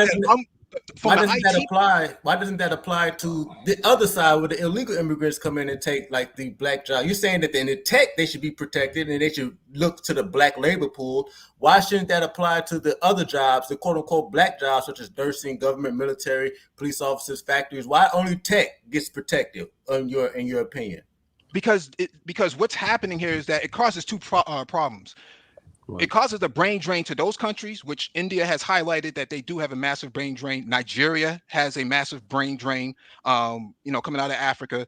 You would not have those issues of people, of those countries having these brain drains if you had just focused on developing your people in the first place. But because this country is so racist towards black people, they don't want to upskill black people in those areas. They rather just bring some other people in, and that's what the anti-DEI, anti-affirmative action. That's what the anti-DEI and anti-affirmative action movement has largely been about. It hasn't been about Spanish-speaking people, because all those people coming across the border don't speak Spanish. A lot of them speak different languages, including Russian and Mandarin and Cantonese. So we got to take into consideration that this isn't just about Latinos. This is about overwhelming issue with sanctions and foreign policy that has wrecked a lot of these countries, and that's why you see an influx of people coming over here.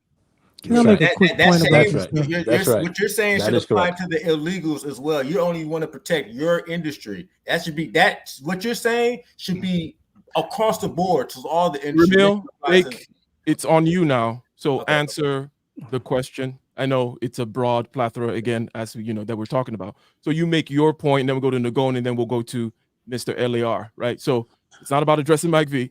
It's about you make your point.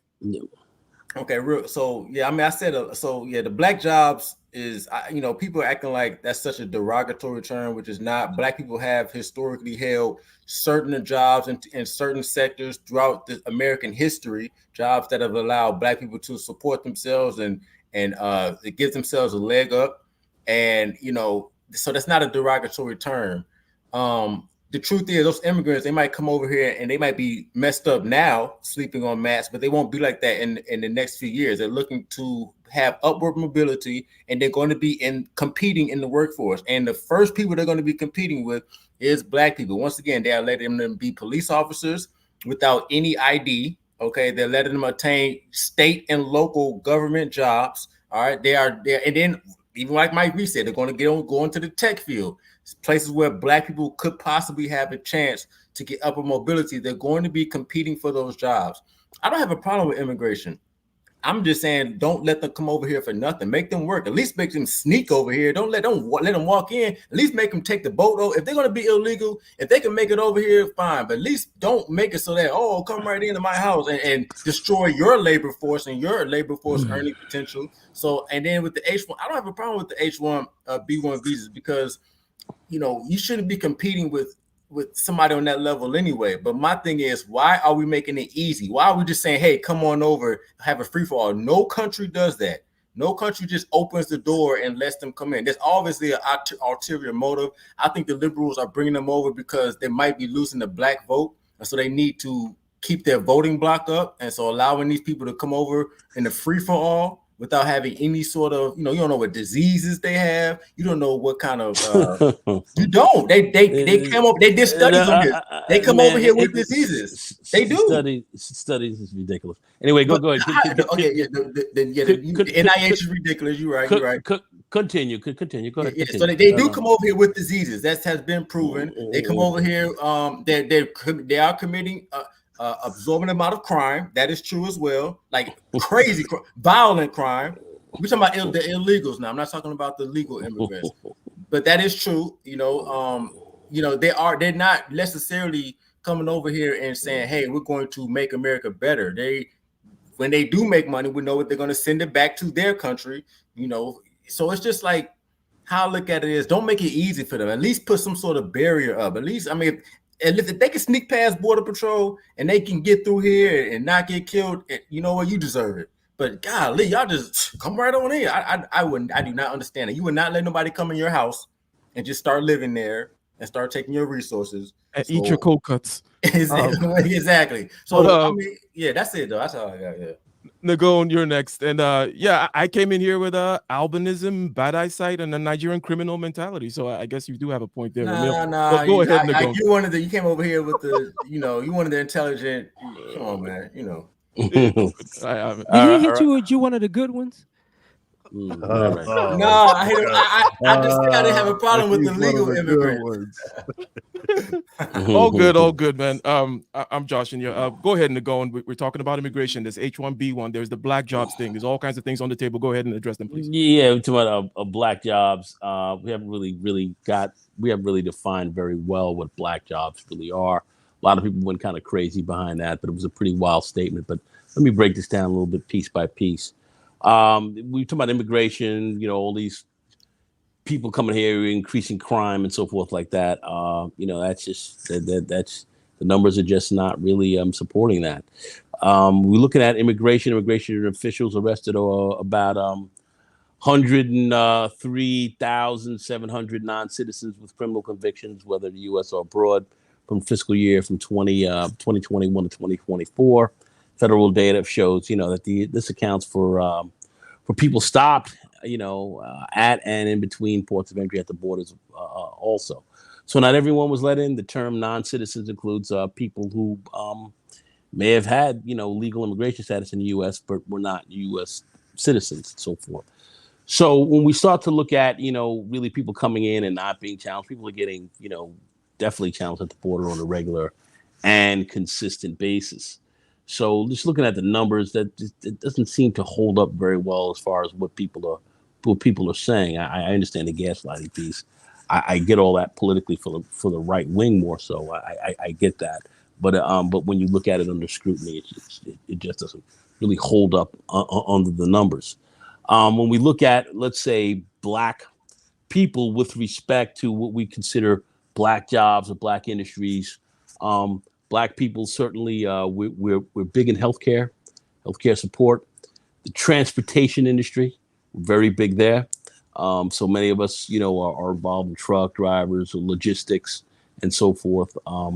Companies from management, all the way down. So we work there. Office and administrative support, very big areas. Factory production, of which we play a role in as well, 12%. And it seems like our numbers are pretty strong there. You also have people who are involved, at the learning food preparation and so forth. But when we look at, a lot of our federal jobs and so forth, I'm in the hiring, I'm in the recruiting industry. So, I know you have to have your I-9s and all these types of IDs and this type of stuff really, really in line before you can really go to work. And whether or not, people are going to, big issue also is going to be, well, are you going to need to be sponsored over a period of time and not, and so forth. So you have all those various issues of which, complicate things for companies. So they don't make that process really that easy. So I get what my big question is are these immigrants coming in and displacing us? And from the numbers perspective and what we're looking at from an industry perspective, that's not true. That's certainly not what we're seeing. Certainly not what we're seeing at this stage. When we look at IT and we look at those industries that are a little bit more where you even have to have sharper educations, more streamlined training for certain areas, and as far as being programmers and being architects and so forth. Yeah, they do bring in a certain level of H-1Bs, but they've actually cut back on some of the H-1Bs over the last couple of years coming in. But we still have to skill up better with respect to our own. And we're not even just talking about Afro-Americans, we're talking about white Americans as well. So we do have somewhat of an issue there. But then again, we're looking at maybe 60, 70,000. We're not looking at these huge millions and tens of millions of people coming in and displacing people in the tech industry. That's really not what we're seeing. So just looking at where our real numbers are. Can it get to that point, Nagon? Can it get to the point? What's your question very quickly? You want to interrupt? Go ahead. You're saying at this stage, so is it a point even the tech industry, can it get to that point in your opinion? Do you think it can get there? Can we get to a number where we can increase more people here in this country? No, when they're displacing. Did you say at this stage? No. I don't. I certainly don't see that. And remember, you got to look at the tech industry, which you may not be aware of. We still have close to well over almost 1 million requisitions that are still unfilled in the tech industry. Even though people are saying, "Oh, the industry is shrinking down," there's still oodles of tech jobs that have not been filled. I just talked, and just to interrupt. I just talked to somebody Friday. A recruiter says she has 150,000 recs in her database. I mean, right now, if you are a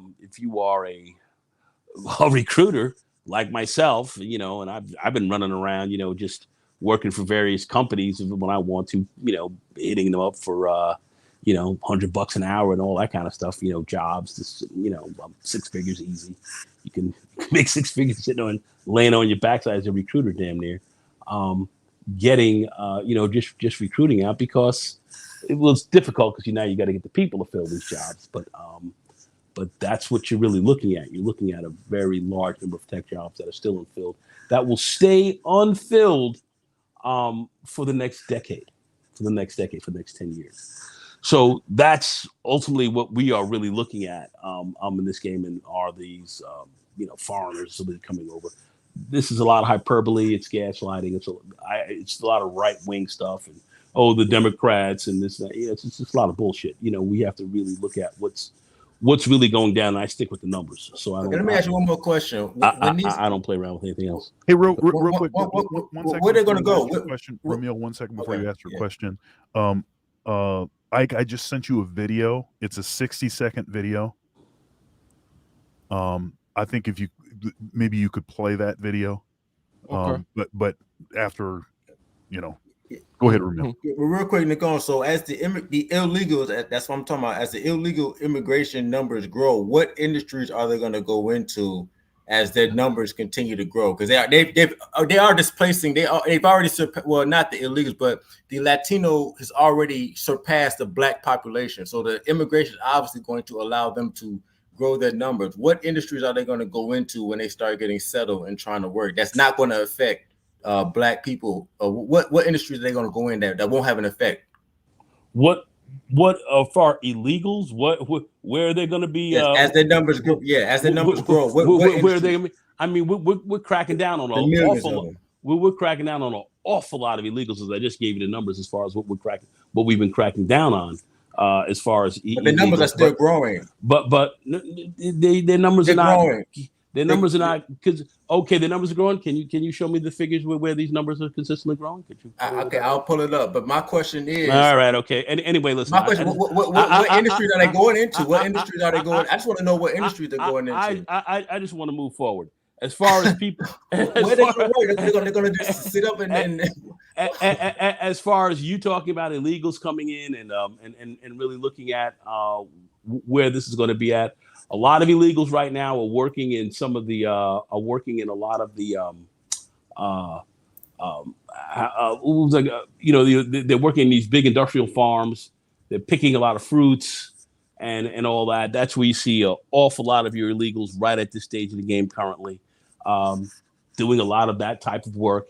You can go to Oxnard. I keep saying go to Oxnard, California, and these other places where they have these huge industrial farms, and you see a certain amount of illegal workers that are there. That Dannon and some of these other giant food companies are actually grabbing those people on, because those are the people that will work some of those jobs. Anyway, it's also important to understand that those people who are working those farms are not illegal. They have a worker. They have a. Okay, then I'm not talking about them. I'm talking about the illegal because the numbers have grew to 5.1 million. I got the numbers for you too. The numbers have actually grew in the last 2 years. It grew by 5.1 million. So where are they going? That's not going to affect Black employment. That's what I'm just curious about. They're not just going to just disappear. I'm gonna answer that. Okay. I'm gonna answer that. No, a lot of when y'all started talking the slaughterhouses and all these businesses and the farms and stuff. The vast majority of those towns don't have Black people. They're like country offshoot towns far outside of major cities that Black people live in. So when they say people are coming here and they're going to take these jobs, these are jobs that are in like Fresno if you're in California. It's not in LA. It's not in Oakland. It's in Fresno. You get what I'm saying? These are jobs that are in like in Nacogdoches in Texas. Or in like Glenville in South Carolina. These are not like the major metropolitan cities that Black people live in. Yeah, I mean, like I said, Oxnard. Most of the areas go to metropolitan areas. Oxnard, California, and in these places, this is where you have a lot of them. And so you have a lot of illegals, doing a lot of undercover work. But remember, you have a lot of illegals being caught at the border. We're dealing with a lot. We're dealing with that issue. It is an issue, but the question that I really want to really deal with is, are they sitting here currently displacing Black people all over the place, like a lot of you guys are sitting here hyping up and the Black the Black Uhurus and these jokers talking all this stuff. No, they're not. They're not displacing. Never been talking about people in the chat. And I said this from the beginning. I said I agree that right now people, sleeping on mats in some warehouse or something like that, that person right there, right now, instantly is not taking a Black job. What I said was, this is a 3D issue. If you eliminate that, and I don't know why liberals can cite and they will say that, yes, these illegal things, this stuff is happening, but it's not really a big deal. That seems to be something that the liberals and the conservatives have in common. They ignore it for different reasons. They benefit in different ways, it seems, but there seems to be like a blind spot there where it's like we're supposed to act like nothing is sitting there and it's not going to actually have any impact on anything. Wait. Let's. No one's ignoring the issue. That's a good point, Doctor. That people act like no one's ignoring any of these issues. Why are you saying people are ignoring it? We're not. I just mentioned to you exactly what actually how we're dealing at the border and dealing with these issues and how many people we have actually turned back and have, you know, kind of gotten out of the country. And certainly Obama was even more successful at doing that than Trump was. So I mean, and I know you guys don't like hearing that. You know, I know you guys don't like hearing that, but that's exactly what the case was. He was the deporter. Yeah. You know, so you know, I know he deported, he caged, and he droned. I know a lot. Right. I know a lot of you guys. I know a lot of you guys don't like that. Don't like that. It doesn't fit your narrative. But you know that's what's been going on. So it's not an issue that people are ignoring, like you guys are trying to sit here and say. That's just. Hold on. We gotta move to LAR and then Dr. Thunder. You're gonna take us all out. It's just like every time someone comes to their concluding statement, they keep saying a straw man of the actual argument. The argument is, if you eliminate this, then those would be disproportionately, those would be black jobs. That was the point. It's not that if you know, that right now instantaneously black folks want to work for 5 cents an hour. No, of course black folks don't want to work for 5 cents an hour, because you can't live for 5 cents an hour. Okay, I'm just making up a number, right? Okay. Yeah. But they can do it because the dollar is much more valuable, and they can actually build up the middle class in their own country by sending money back, though they are not making any money. That's the point that I'm making, and no one has disputed that point, but has just argued against something that I already said. You know, I don't have an issue with. Can you play the video? Yeah, I'll play right now, and then we'll get LAR. And by the way, the things that have been said, I mentioned in the past, like I think it was like 8 minutes ago, I kind of laid down the 3D points there regarding Mike V's point about H1B, your point about the hypothetical about if X, then Y, and such. And for the benefit of the audience, right, is what this show generally is. When things have been stated, the audience is smart. It's already been stated. It's not about convincing other panelists, right? It's all there. I, for one, see it all, and those who have eyes can see. So let me go ahead and play this. It's not going to have the video because, you know, YouTube is scrambling right now, but it should have the audio. Trump made a comment about immigrants coming over and taking black jobs. Would you believe no small number of Twitter famous black people are going around saying that there's no such thing as black jobs? And that is just a bunch of ignorance, quality of ignorance that's almost more dangerous than the xenophobia espoused by Trump's Republican Party. So let's talk about black jobs. This is from Ira Katz-Nelson's When Affirmative Action Was White. Categories of work in which blacks were heavily overrepresented, notably farm workers and maids. These groups constituted more than 60% of the black labor force in the 30s and nearly 75% of those who were employed in the South. So 75% of black people who were working in the South in the 30s, farm workers and maids. When you say there's no such thing as black jobs, you're saying, I don't care if black men work. Yeah, I don't think I care that much, but Mr. LAR, Mr. LAR, what are your thoughts here about this whole immigration thing, the black jobs thing, H1B? You mentioned certain things already regarding the locations where these jobs are not being the locations where black people are. Go ahead and give us kind of your roundup on this whole thing. And then Dr. Thunder, you can take us out on this whole issue and also end the show because, by the way, it's been a pretty good one, right? It's been a pretty good one, if I may say so myself. But go ahead, LAR. First and foremost, it was a political debate, man. They just threw out something to hope that they can get your vote. You really think a guy who had a plant in Mexico is worried about black jobs in America? Seriously. Common sense will tell you it's just something to say. You know, the other thing about that is this. I don't care if it's on the right or on the left. These are white people who employ people who come from other countries because they're cheap labor.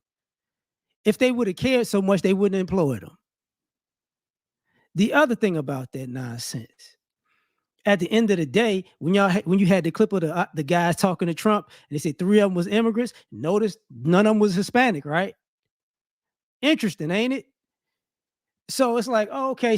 So when you say black jobs, it's like, well, oh, it's not Asian jobs, right? Oh, it's not Hispanic jobs. It's not white jobs. It's just black jobs. I hate to break the news to you, and the Gone talked about it. People are getting fired left and right because of AI. What black job is going to save them?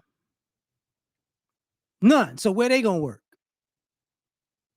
This is about cheap labor in small towns because people can't afford to handle the city life anymore. Yes, they're bringing people here who are quote unquote illegals. They've been doing that.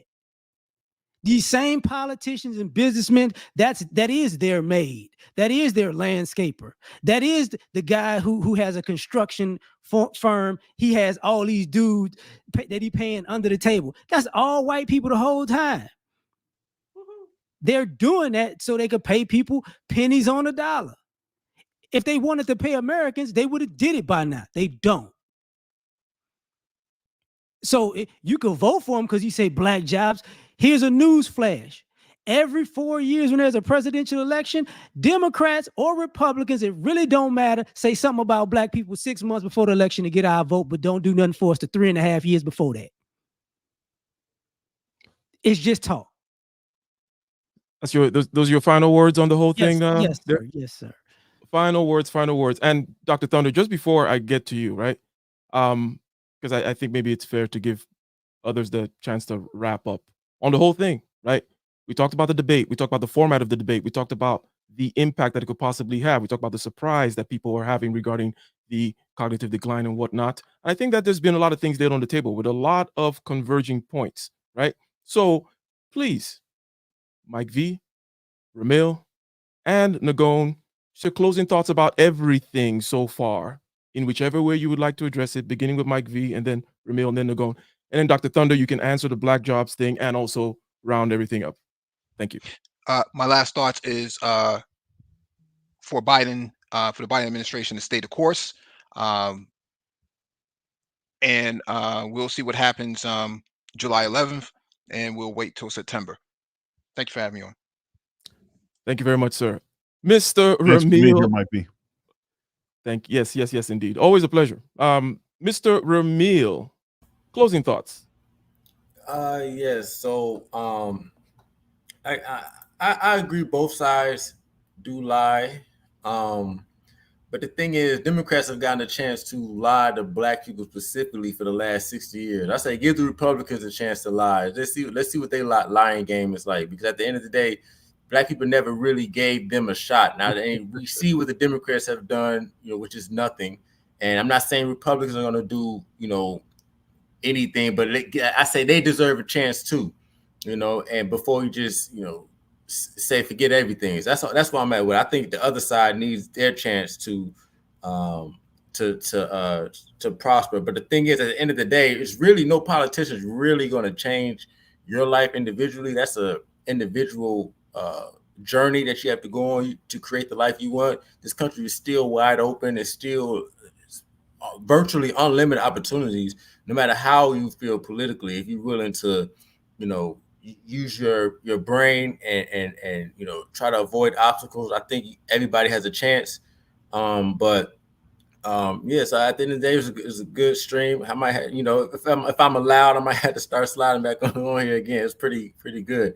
I'm more interested in this nowadays than the BS. So but yeah, thanks for having me on, and that's all I got. Indeed. And if you're not in the email, which I thought you were, then I'll definitely add you. And you're always welcome. You're always welcome, Ramil. You can come anytime you want. Thank you. Nagone, final thoughts on this whole political saga 2024 and on this whole conversation that we've had so far. Give us your closing thoughts, sir. Yeah, I would say without question, for the current administration it's in office right now, stay the course. Don't get too rattled. Pull your forces together. Keep pressing over the roads. As far as this the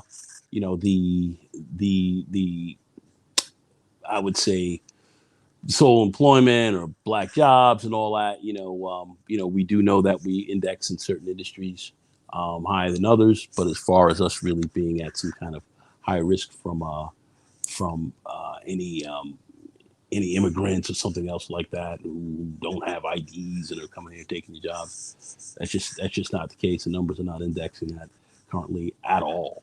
But anyway, it is a good discussion to have because these are current issues, and I know that people can get kind of emotional over them as well. So I just try to stick heavily to the numbers and and keep things straight. I'm in the industry, so I understand how things work fairly well here. But yeah, it's a great conversation for us to have, and hopefully we can keep it going respectfully and and interact with each other in ways where we benefit. But anyway, I once again thank you very much for having me up, and I greatly appreciate yeah, thanks for being here. No going. All right. Thank you. LAR, any last thing you want to add before Dr. Thunder takes us out? I'm gonna just say, like Ramil said, you're one of the good ones, Ike, and that's it. Nothing. All right. Shout out to you, LAR and Dr. Thunder. Yeah, Please take us LAR. He is one of the good ones. The rest of them all dusty. Anyhow,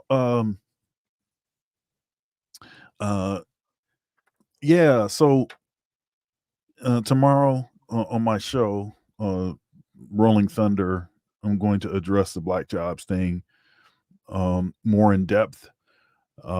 Funky Academic did a video where he goes into depth about that, so that's going to be cool. 8:30 a.m. Eastern Standard Time, Monday through Friday, with an open panel on Fridays. But basically, and my argument was still not really addressed. What it concluded with is illegals right now are not interfering with Black jobs. And to that point, on a two-dimensional, what's happening right now instantaneously, I have to agree that that's true. That's 100% true. Brothers don't want to work for $0, for 50 cents an hour and stuff like that. We can't afford to work for that. Okay, so that's true. But the other part of my argument was not addressed. And I'll go into more depth on my show tomorrow about that. As far as the debate went, as far as the debate happened, yeah, I mean, like I said, one looks like a scumbag. The other one, I didn't get a chance to say this. I think I would actually like Joe Biden. Like, as far as like interacting with him, having a conversation with him, talking about things. And I think that we probably have some interesting conversations, and I've said the same thing about like Barack Obama, in particular, Barack Obama. We have a bunch of stuff in common, like me and in academia and stuff like that. So I think we would get along well. And I would feel pretty comfortable and confident with my son being around in those interactions. Not so much with Trump. Okay. But I'm going to tell you, my kids are not going to be around Trump or Biden or any president, probably. Right. So that's not really a factor. So if he's going to be a greasy, dirty bastard, as long as he's fighting for us, hey, and when I say us, I mean United States, then hey, that's good. Every tribe needs a psychopath because other tribes have psychopaths, and we want our psychopaths against their psychopaths. But anyway, go ahead. That's right. We need somebody that's going to use the same underhanded, dirty tactics that everybody else uses. They'll recognize them, and then they'll also be able to deliver in kind. So now, of course, my true position is I'm a third party guy. I'm not voting for either one of these rascals. So, I mean, that's my true, because I don't want to, the lesser of two evils thing. It hasn't worked out. It's all it has done is, in the end, all it does is promote evil, because some evil prevails, and by having everyone pulling the lever thinking that they're doing less bad, rather than being able to pull the lever for candidates that they identify with, even if it's based on certain policies and issues, I think is a losing proposition. It certainly has not worked out for Black men in particular. So that's it. All right. That is it. Center for Immigration Studies. This is the link that Ramil dropped in there. Grew by 5.1 in the last 2 years. Yes, and there are charts and stuff out there that do kind of show, put it in graphical ways for you to kind of understand, if you will. But again, ladies and gentlemen, another one is in the bag. Another riveting episode of Case Closed. Highest level conversations on the most relevant topics in this space. Catch it on Dr. Thunder's channel. Catch it on my channel every Sunday, 4 p.m. Eastern Standard Time. And go ahead and like, share the video, subscribe, go watch it again even, and leave a comment in the comment section if something that you wanted to address that you were not unable to address before. And yes, we do respond to the comments down there. And until next time, ain't that right, Dr. Thunder? Until next time, peace. Peace. We are gone. Peace.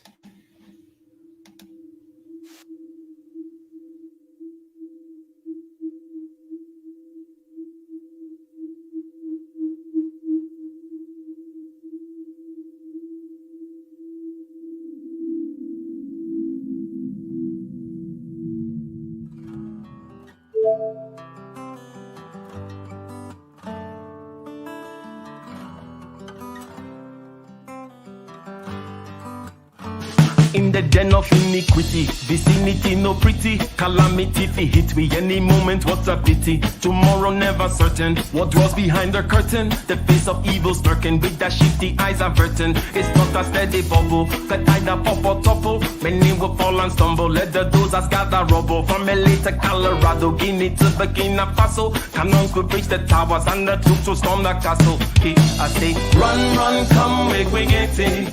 Because the peace that is bestowed upon the meek is overrated. So run, come, make we get it. Calling all your daughters and your sons, we come forget it. I say, run, come, make we get it. Because the peace that is bestowed upon the meek is overrated. Lord, run, come, make we get it. Calling all your daughters and your sons, we come forget it. With the rubble steady rising, and hearts are compromising. Convictions here are stifling, making evil appetizing. The fists are steady forming, and countenance is falling. Defenses are withdrawing, possibilities are falling. In these your circumstances, evil will make advances. Pick up your sword and lances, and be sure to take your stances. Victory is never promised, the battle is upon us. Gather the brave and honest, and the righteous in your corners. Shout out to Chuku for the... Thank you very much. Maybe I'll do a little song for Christ feed the multitude with only one loaf of bread. Poor people, there is something for you. Don't let the pressures of the system get up on your head. Poor people, there is something for you. You know what I'm saying?